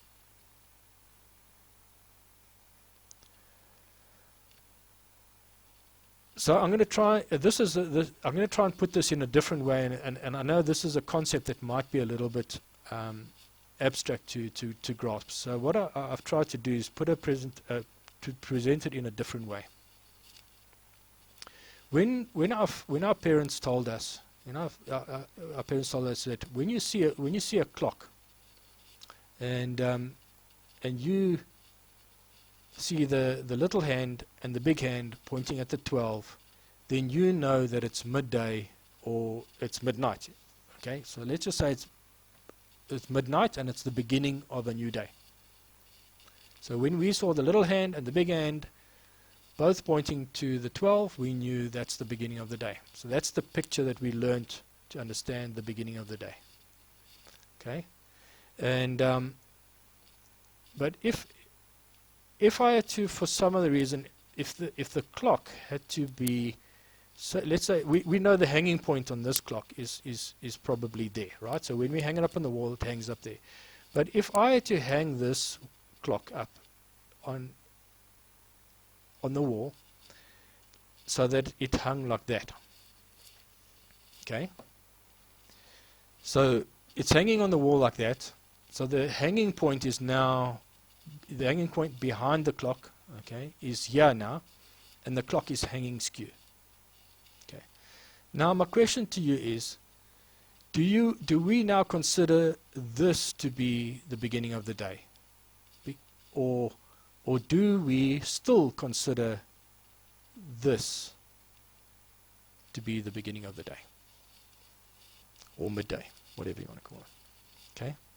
And I'll put it to you, it doesn't matter how the clock is hanging. You can hang this clock up any way you like. We know when we see this picture, okay? When we see that picture, we know it's the beginning of the day. It doesn't matter where your hanging point is. We can't see the hanging point, but when we look at this clock, even when it's hanging skew, we know, hang on, that's the beginning of the day. All right, from a Gregorian perspective. Okay, I'm not talking about from a Hebrew perspective. Obviously, a Hebrew perspective, it doesn't look at 12 o'clock at night, but I'm just trying to demonstrate we know what the picture looks like for the beginning. And this is where the guys at I'm just going to take it back to let me revert. This is why I think that the guys at World Last Chance and the Hebrew calendar guys get it wrong. Because they are saying, okay, that even though the hanging point here represents the equinox. Okay, the point at which this clock is hung is the equinox, which you can't see with the naked eye. You can measure it, but you can't see the equinox with the naked eye. Okay, you can't look up and say, I see the equinox. It's something that has to be measured. It can be measured. It was measured at that time, and I have no doubt that they knew exactly where the equinox was. But I don't believe that that was what the picture they looked for in the sky to determine the beginning of the year. Because what the guys at Hebrew Calendar and World's Last Chance are saying is that when you got this situation, you know, the clock is hanging skew now. It's moved over the 2,000 years. Okay, the hanging point has changed. The equinox has moved, but you must still. This is now the beginning of the day or the beginning of the year. And that's wrong. The picture is wrong because that picture doesn't look like what God told us. What my dad told me that when it's pointing to the 12, it's the beginning of the day. Now you're trying to tell me no. When it's pointing upwards, when it's still pointing at the hanging point, then that's the beginning of the day. And that's so. I'm just trying to give an analogy of the difference between what they're saying and what I believe is the truth. So. And I hope I haven't lost anybody. So I'm gonna just go to another slide where I'm gonna now put it in context of the picture. Just go to the next slide here. Oops, not that one. Okay. So what I've tried to do is, if we take away the numbers and we now put our constellations in it. Okay, we've now got a clock where our constellations, and we've still got our shorthand is the sun, which and our longhand is the moon. Okay, and what happens now is at the hanging point is we still got a hanging point on this clock, and the hanging point at this moment is such that the hanging point is between Pisces and Aquarius. I'll just show you on Stellarium. So let's go to 2020 again. Okay, and we look there. You see, it's okay. So it's maybe it's more in Pisces than Aries. Okay, let's just go to. I think if we go 2000.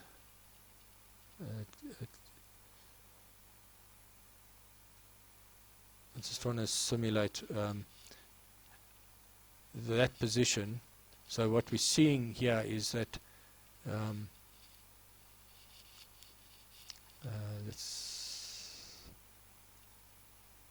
okay, I'm just going to go another 200 years. I just want to see, so that just to demonstrate, just to emphasize it a little bit. 200 years is not enough. Okay, let me do it this way. Okay, we got 2000. We can see it's there. Okay, the equinox. If we go to 0, which is closer to Jesus' birth, okay, we see it's moved from there to, it's moved by 30 degrees. Okay, if we go to negative 2000, when Abraham was looking at the sky, he saw the equinox there. Remember, it was up here in Pisces, then there, and now it's here in Taurus. So it has these jumps of about 30 degrees every 2,000 years. Okay, so that's what I'm just trying to demonstrate. The hanging point is changing over time. Okay, so if we go to, we've got a situation where the hanging point is such that maybe the hanging point is probably more like resulting in this situation. Okay, it's more towards Pisces, and what World Last Chance and Hebrew are saying, this is when the moon, when the sun and the moon are at the hanging point, which happens to coincide with Pisces at the moment. That's the beginning of the year. Okay, and but in Jesus' day, it looked different. In Jesus' day, we know that it was more like that. The hanging point was in a different place. Okay, and the equinox was more in line with Aries, and in his first month, when the sun and the moon were together, and the equinox happened to coincide with Pisces, you can see it's a very different picture. So that was what the beginning of the year looked like in Jesus' year, so to speak. But this is what the beginning of the year looks like now. And the picture looks quite different. And I'm saying it shouldn't look different. I believe God gave us a clock that we could look at. We didn't have to try and figure out where is the hanging point to understand which month, because now we have months where this is still the situation. Okay, and we'll also say no, that's not the beginning of the month. It's actually a month earlier. This is the beginning of the we have some months that look like that, but that's not apparently the beginning of the year month. This is apparently, according to them, the beginning of the year month, because they're looking to the hanging point, which you can't see. You've got to measure it. And I believe our Father didn't create our clock in the sky to be like that. We should be able to look up. We can see the position of the sun and the moon. We can see the position of the stars, and we should be able to immediately recognize the not only the beginning of the year or the first month in the year, but any month for that matter. When we look at these hands, and we know that the sun and the moon are in conjunction when the sun is in Gemini, we should know that is the third month. And when we see this situation, we should know that it is the 6 months. 1, 2, 3, 4, 5, 6 months, etc. So we should be able to read a clock in the skies just like we read a clock, without having to worry about where is the equinox? I'm not saying the equinox was never measured. It was measured, but it was not, I don't believe it was considered to be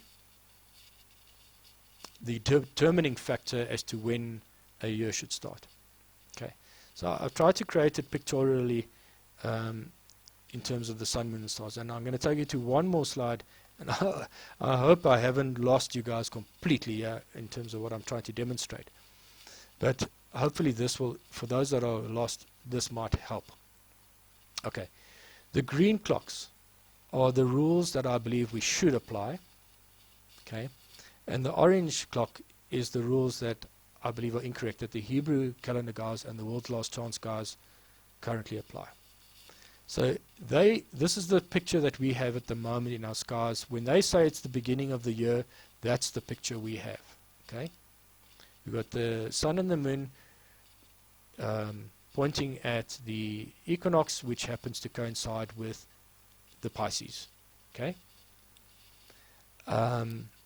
and according to their rules, this is what Jesus' year looked like. Okay, well, they saying the picture looked different, and we must just accept that. We must still look at the hidden point behind the clock, and that was what the picture looked like in Jesus' year. Okay, so that's the rules they're currently applying. I believe that's wrong. I believe that this is what the picture looks like now in our time, for what the correct first month looks like, when the sun and the moon are in are such that the sun is in Aries. And in Jesus' year, it looked like this. Yes, it was slightly tilted, but the picture still remains the same. It's the same picture. Okay, even though the hooking, the point at which you hang this clock is changed, the picture remains the same. This picture is not the same as this picture. Okay, this picture is the same as this picture. It comes down to the same thing as our original clock. The clock that we were told when when we see that picture, it's the start of the day. Even if the clock is hanging straight,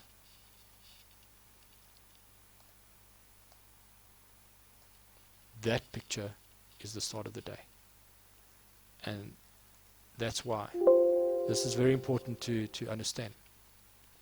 That's why I believe the rule should be to look for the conjunction of the sun and the moon, such that when it's Passover, the sun is in Aries,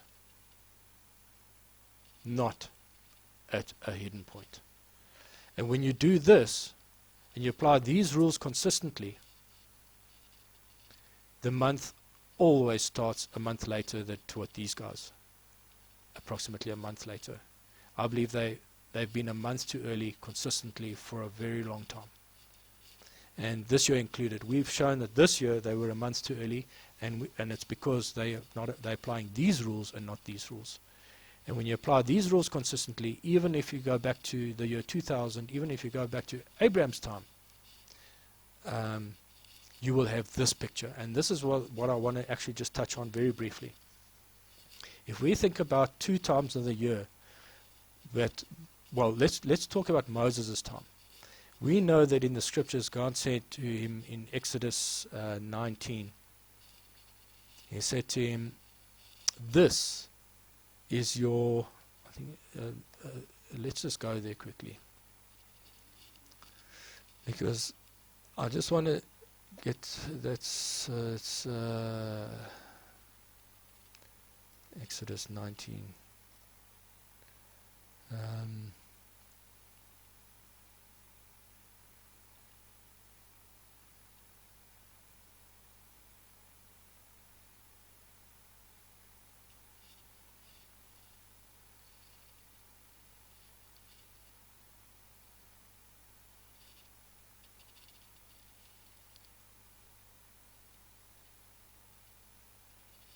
Sorry, it wasn't 19. Okay, so sorry, it's not Exodus 19. It was.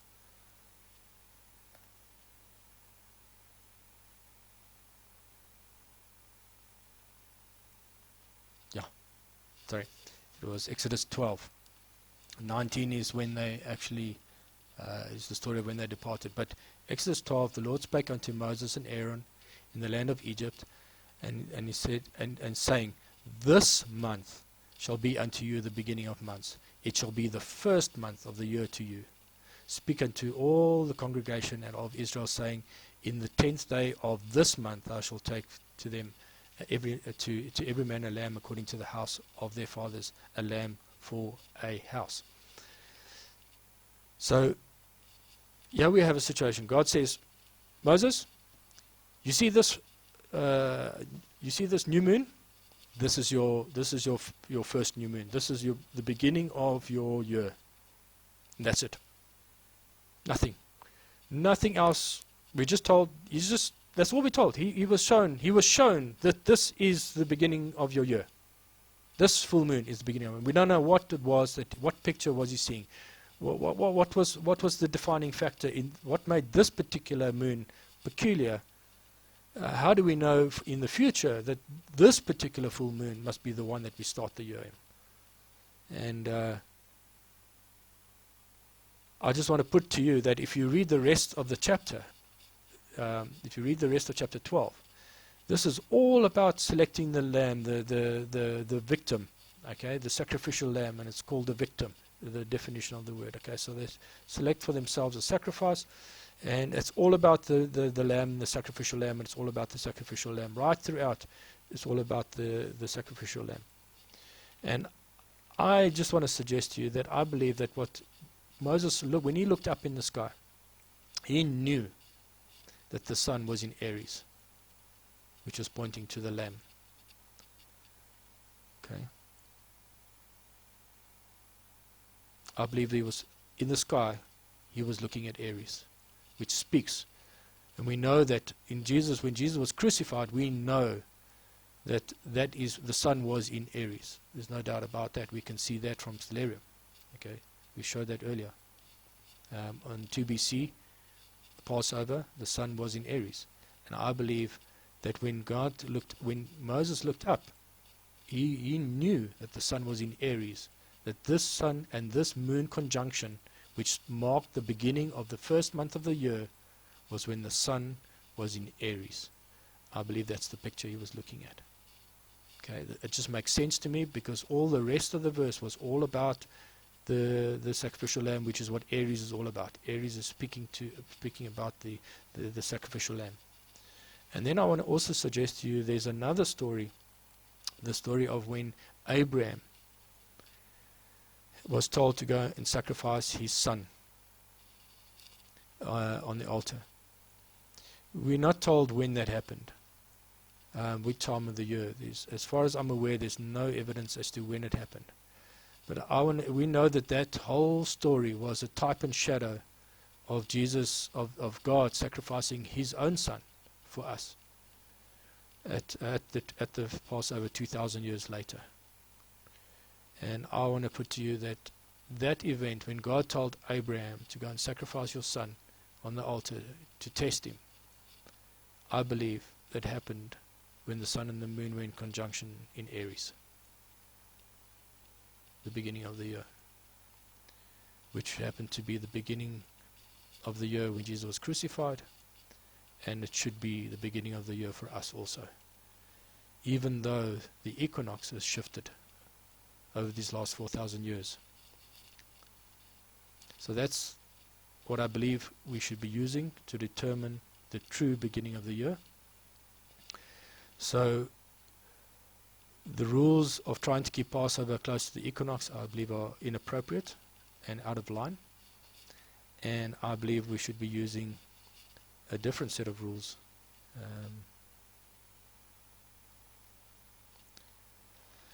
And we should be looking to keep Passover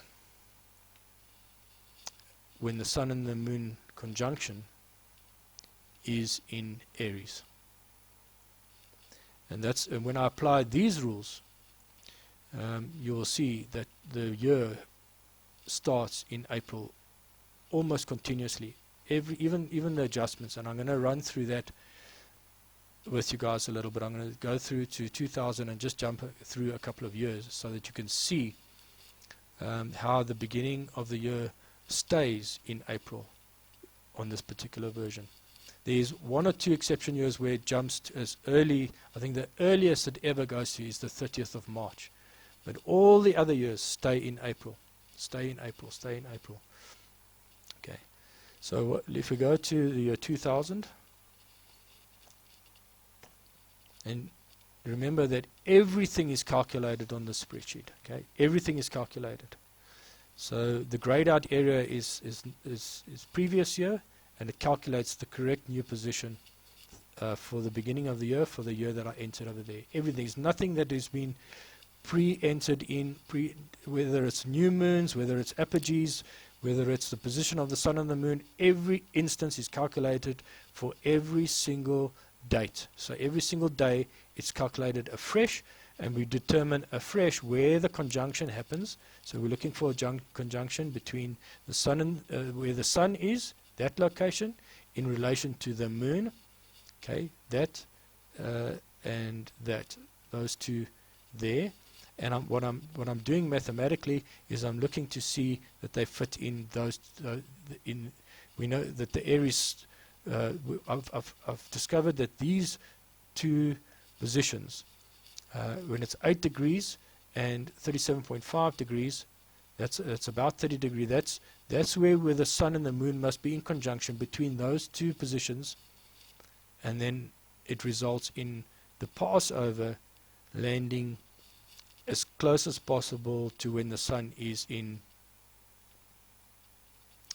Aries, as opposed to my other spreadsheet, which is the Hebrew.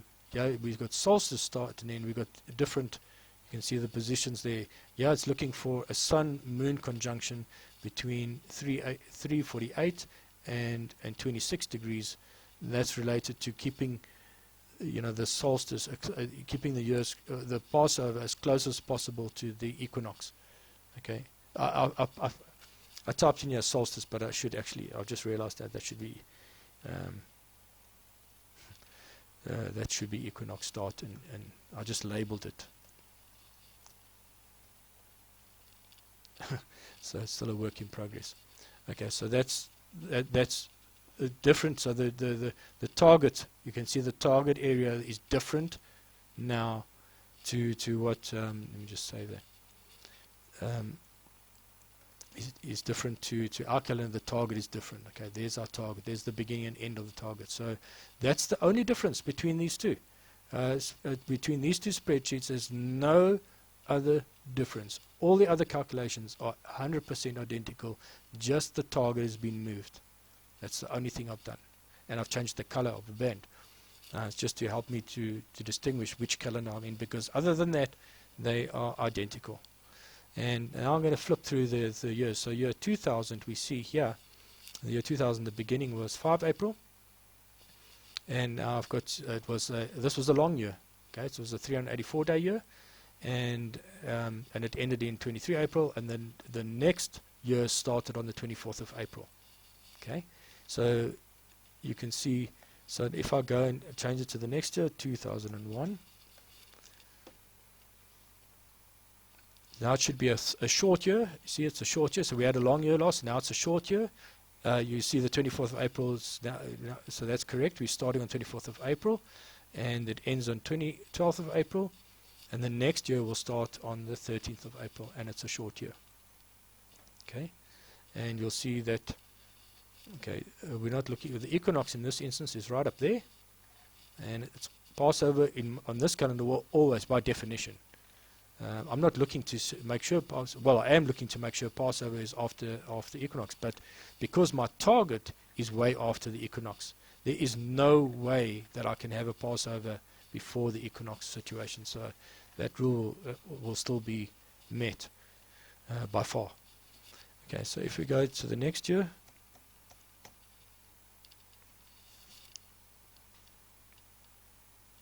okay, so this is another short year. Now this is one of those funny type situations where it's rounding off. You see it, that extra. I said it was 354, 355 days for a short year, or 383 and 384 days for a long year. That happens. So you'll see now the start has moved 13 April, and the next year, this is now, this you'll see, this is an early start to the year. So we're now moving to earlier in the year, and this is the earliest it gets in our calendar. So if I go 2003, that 3rd of April jumps, and it'll now be a long year because we need to start, let me just enter that.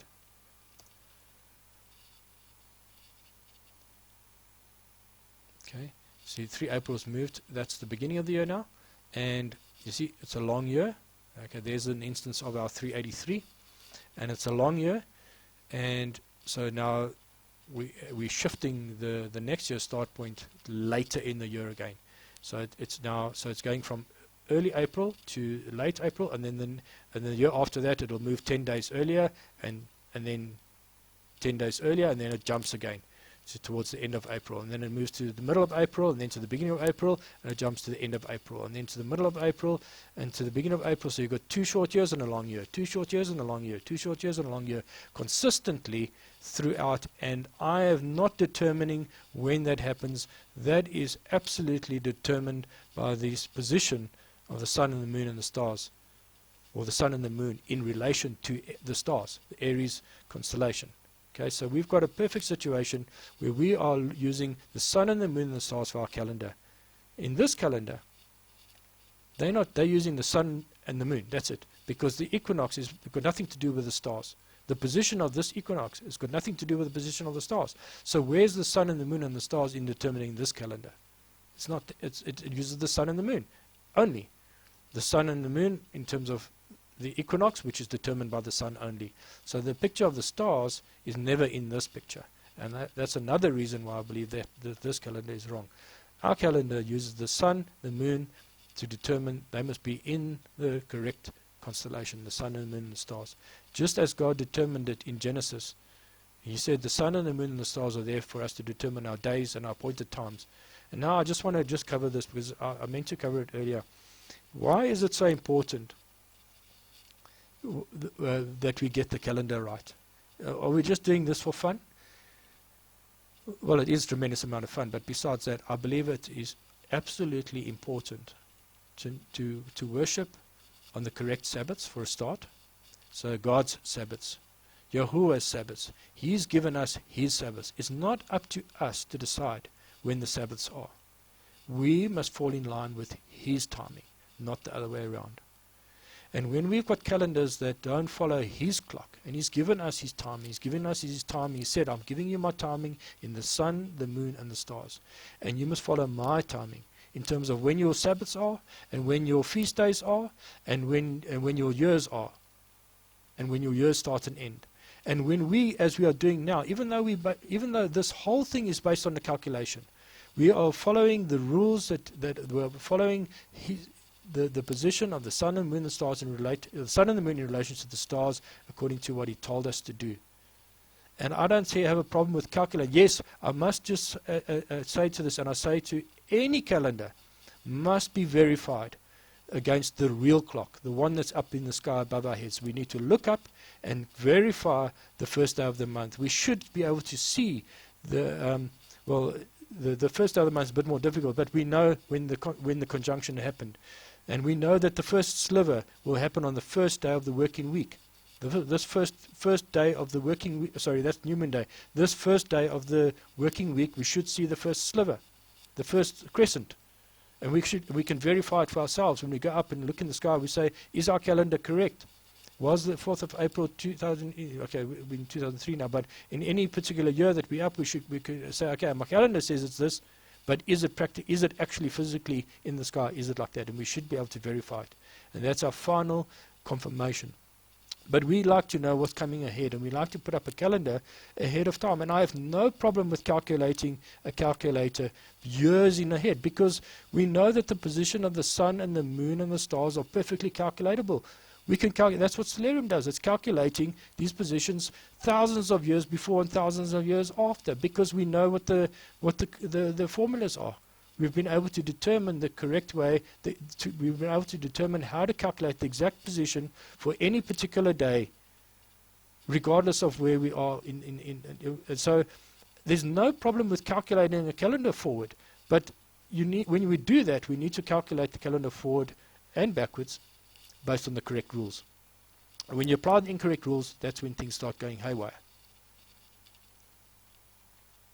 So I believe that this is the set of rules that we should be using. I'm not saying this is absolutely correct. This is not a thus saith the Lord moment.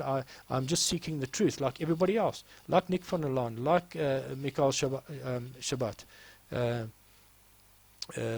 like the guys at World's Last Chance, and the guys at Creation Calendar, and everybody that's trying to put the calendars together. Everybody's trying to seek the truth. I don't believe there's anybody that's trying to deceive anybody. We're all trying to understand the truth, and that's exactly what I'm trying to do now. And through the work that we've gone through with Alan, and discovering that there's an error in this particular year, I've had to go and ask myself the question: well, why? Why is it an error? And is this error consistent? Has this error been consistent? And how do we remain? How do we make sure that our calendar, if I had to calculate backwards to 2000, and unfortunately I'm limited in this Excel spreadsheet, I can't go back beyond 1900, because Excel can't handle dates earlier than 1900. It's a limitation of Excel that there are ways to overcome it, but it's quite a cumbersome thing to do. I might actually, if we have time, and I do believe we'll have time, I'm not going to mention that in this video. I'm going to put another video together where I show that this calendar actually lines up more correctly with the time that we're in than the other calendars. And I've already spent enough time on this. I just want this. This was mainly, and there's one last thing I just want to conclude on before I go any further on these calendars. So, to wrap up, I have no problem with the calculated calendar as long as we apply the correct rules. Okay. All right. So what I'm doing is, from this calculation, is I'm just presenting it in a more presentable format, and that's what this is all about. So you guys are mainly familiar with this, and all the calculations are done there, and I'm just bringing it through and presenting it in a way that's easier to understand and read. Okay, and that's what I'm really trying to do here.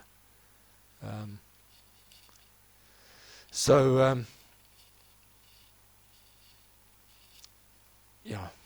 Okay, so I'm just going to go back to I linked. I just want to make that a 2020 again, and so that the two are matched up to each other. Okay. So this is our calendar for this year, and based on that, we are now on July the 26th on this calendar. July 26th, and I believe that the true 9th of Av is on the 28th of August, and I believe that God's following this. And I want to show you, I started marking up this calendar here, but I've actually, I've moved my markings to another calendar, and I've brought Ezekiel into the, Ezekiel into the picture, and 2 Kings 25 into the picture, with the understanding that we are, in fact, today on the 6th day of the 4th month, on God's true calendar, and that we're not on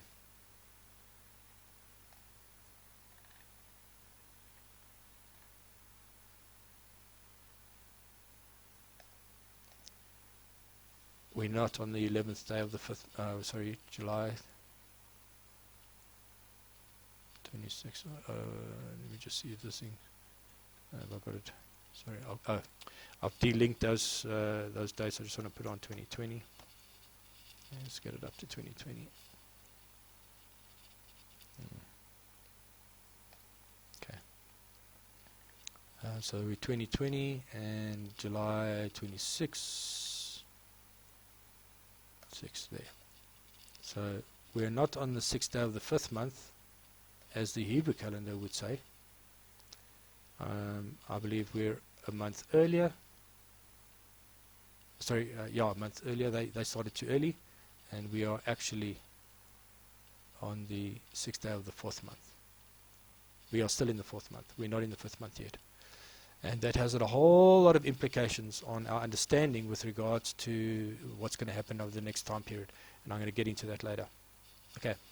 There's one last thing that I just want to get into, and that's the issue of the blood moons.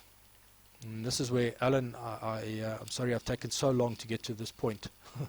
You're probably wondering if I'm ever going to get to this. When I started comparing the two calendars, and it came to mind even before, actually before Alan mentioned in his last video about the blood moons lining up on the Hebrew calendar and therefore reverting back to the Hebrew calendar.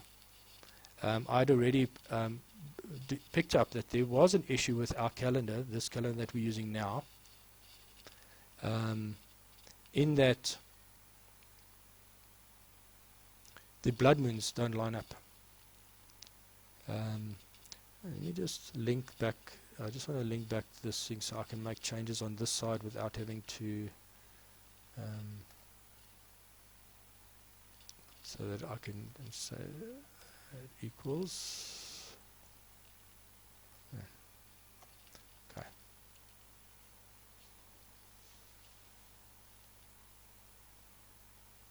Okay, so now I can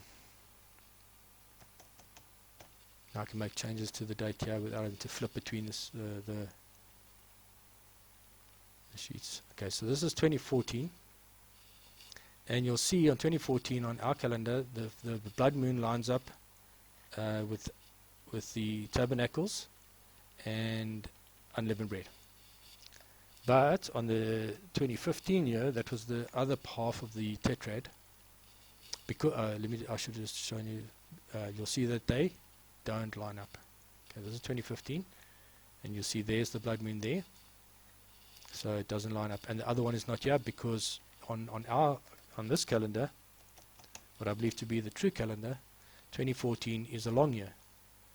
Okay, let me just show you. So 2014 is a long year.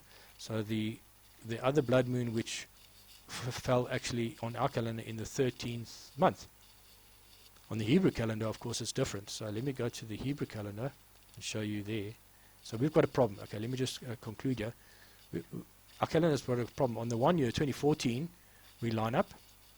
Okay, we line up on the blood moons for the feast days. But in 2015, they don't line up. So I thought, oh, hang on, there's a problem here. This could be a potential problem. What's going on here? Okay, that was a great disappointment to say the least. So 2015, there's the blood moon there, and the other one was in the 13th month of the previous year, so they don't line up on our calendar. But we go to the Hebrew calendar just to show you that my calculations still work. Okay, again, I just want to link this to the other sheet. That equals that.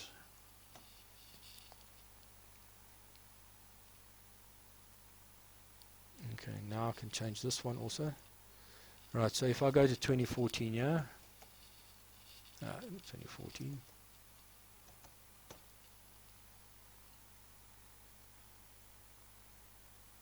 and 2014, the blood moon lines up, and tabernacles also lines up. Okay, there is a slight difference in the days here. Okay. And that's to do with when the actual blood moon occurred in the hour of the day. So it actually probably occurred after sunset. So although it was flagged as the 8th of October, it was after sunset. So it actually, from a Hebrew kind of perspective, it actually occurred on tabernacles, because tabernacles actually started on the evening of the 8th of October. Okay, so just to explain that slight difference there. And then if we go on the Hebrew calendar to 2015. Just to show you that the blood moons there on their calendar also line up. Okay, there's the blood moon on 2015, and the tabernacles, it lines up. So that's great. That kind of confirms their calendar, and that's why the other lady that Alan was talking about is reverted to or believes that the Hebrew calendar is correct, and Alan says, well, maybe we must go back to that. Okay, so I understand the logic, but I just want to point something out to you guys. Okay, if we go, the next tetrad we know is in 2032, 33. Okay, so if we go to 2032, and you've seen my calculations are correct. Okay, so I can calculate any year going forward. And if I go to 2032, you'll see here on the Hebrew calendar, all of a sudden the blood moon in 2032 doesn't occur. Now they've got a problem. Okay, there it's in the wrong month. Okay, so, 2033.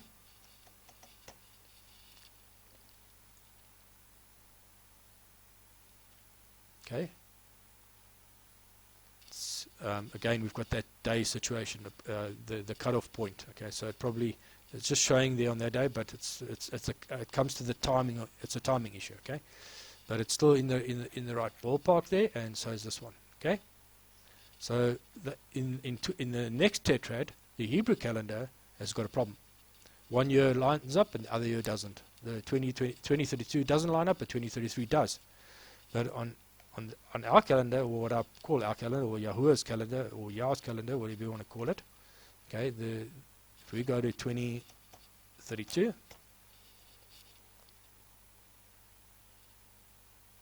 okay, it's 2032, and the blood moons line up, okay, and 2033,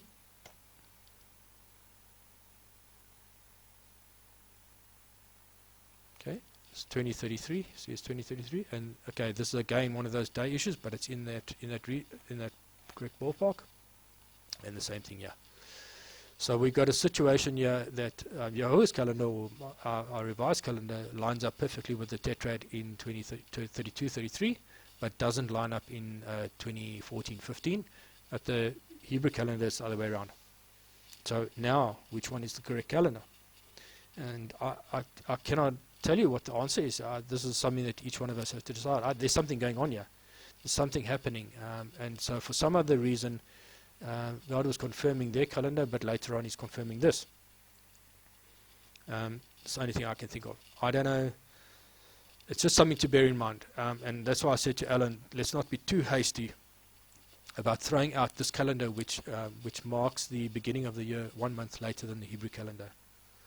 Let's not throw it out completely. There might still be something in it, because we do line up with the blood moons going forward. And the Hebrew calendar no longer lines up with the blood moon. So God is trying to tell us something, I believe. He's trying to show us something. There's perhaps a shift. He's no longer going to regard their calendar as correct, perhaps. I don't know. Maybe he's never regarded as correct. I don't know why the blood moons landed on their feasts and they don't on ours, on this, and then the other way around. But there is something in this thing.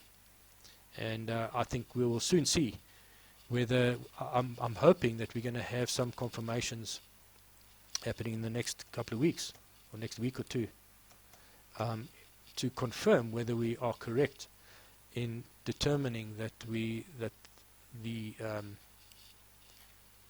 that this year, and in fact all years, is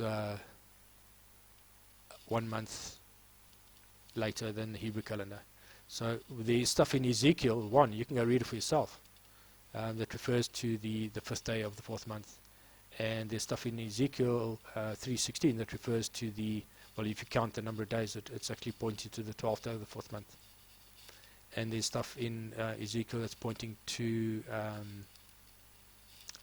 this area here. But on the Hebrew calendar, the 4th month's already passed. The events of Ezekiel 1 cannot happen anymore, because they're already on the 5th month. They already are 5th of so they're 1 month ahead. So I think that we might still see, if we see the things that are described in Ezekiel 1, and I'll go into that. I'll do another video on this calendar and how it lines up to some of the scriptures in another video. Okay, I think I'm done with regards to that. And I've got one last. No, I'm going to leave the issue that I said in the beginning of the video that I was going to discuss with regards to the alignment. I will leave for the next video, and that concerning some recent work that was put out by some of our brothers. So I think I've achieved my goal. I've been able to explain to you the progression of the calendars, why I believe that the correct rule, or what the correct rule is, and why I believe it's the correct is to make sure the Passover happens when the sun is in Aries. And there's and I've explained the position with regards to the blood moons and all that. So I think there's enough information for every person to be able to go and decide for themselves whether they believe, or which calendar they want to accept, which calendar they're going to accept, and which one they're going to reject, and what they're going to believe. This is a personal decision. It's kind of like the globe versus flat Earth situation. The only difference is this is going to have an impact on your understanding of the scriptures. And that's why it's so important, I believe. And the other thing, of course, is each one of us is accountable personally for the day that we worship the Lord. And I know this is not a salvation issue. Let me not get that wrong. The day that we worship is not. If we're worshiping on the wrong day, it's as Paul said, don't let anybody condemn us for worshiping on this day or that day. So I'm not saying that it's a salvation issue. This is a love issue. To try and find the correct day that we should be worshipping on is a love issue. And even if we get it wrong, I believe that God honors it. So in this week, I believe that we should be worshipping on Tuesday. Now I know that in this world that we live in, it's not practical. Some people working on this day, and it's not possible to honor this day as a Sabbath day. But if we are, and we believe that it is, that at least we should be acknowledging that is the Sabbath, or if we believe this to be the case. If you believe it's a Saturday or a Sunday, well then that's fine. That's each person will be answerable at the end of the day. But I believe it's a love issue, and if we believe that we are supposed to follow, that the moon marks the Sabbaths, that when the moon is when the moon is at half, full, or first quarter, full moon, 3/4, and the last sliver of the Sabbath, and the moon determines when our Sabbaths would be, then we should be worshipping according to those days, and not necessarily when the Gregorian says it's a worship day, or when the Hebrew calendar says it's a worship day. We should be looking what God's calendar says is the worship day. And with that, I'm going to sign off. I hope this helps.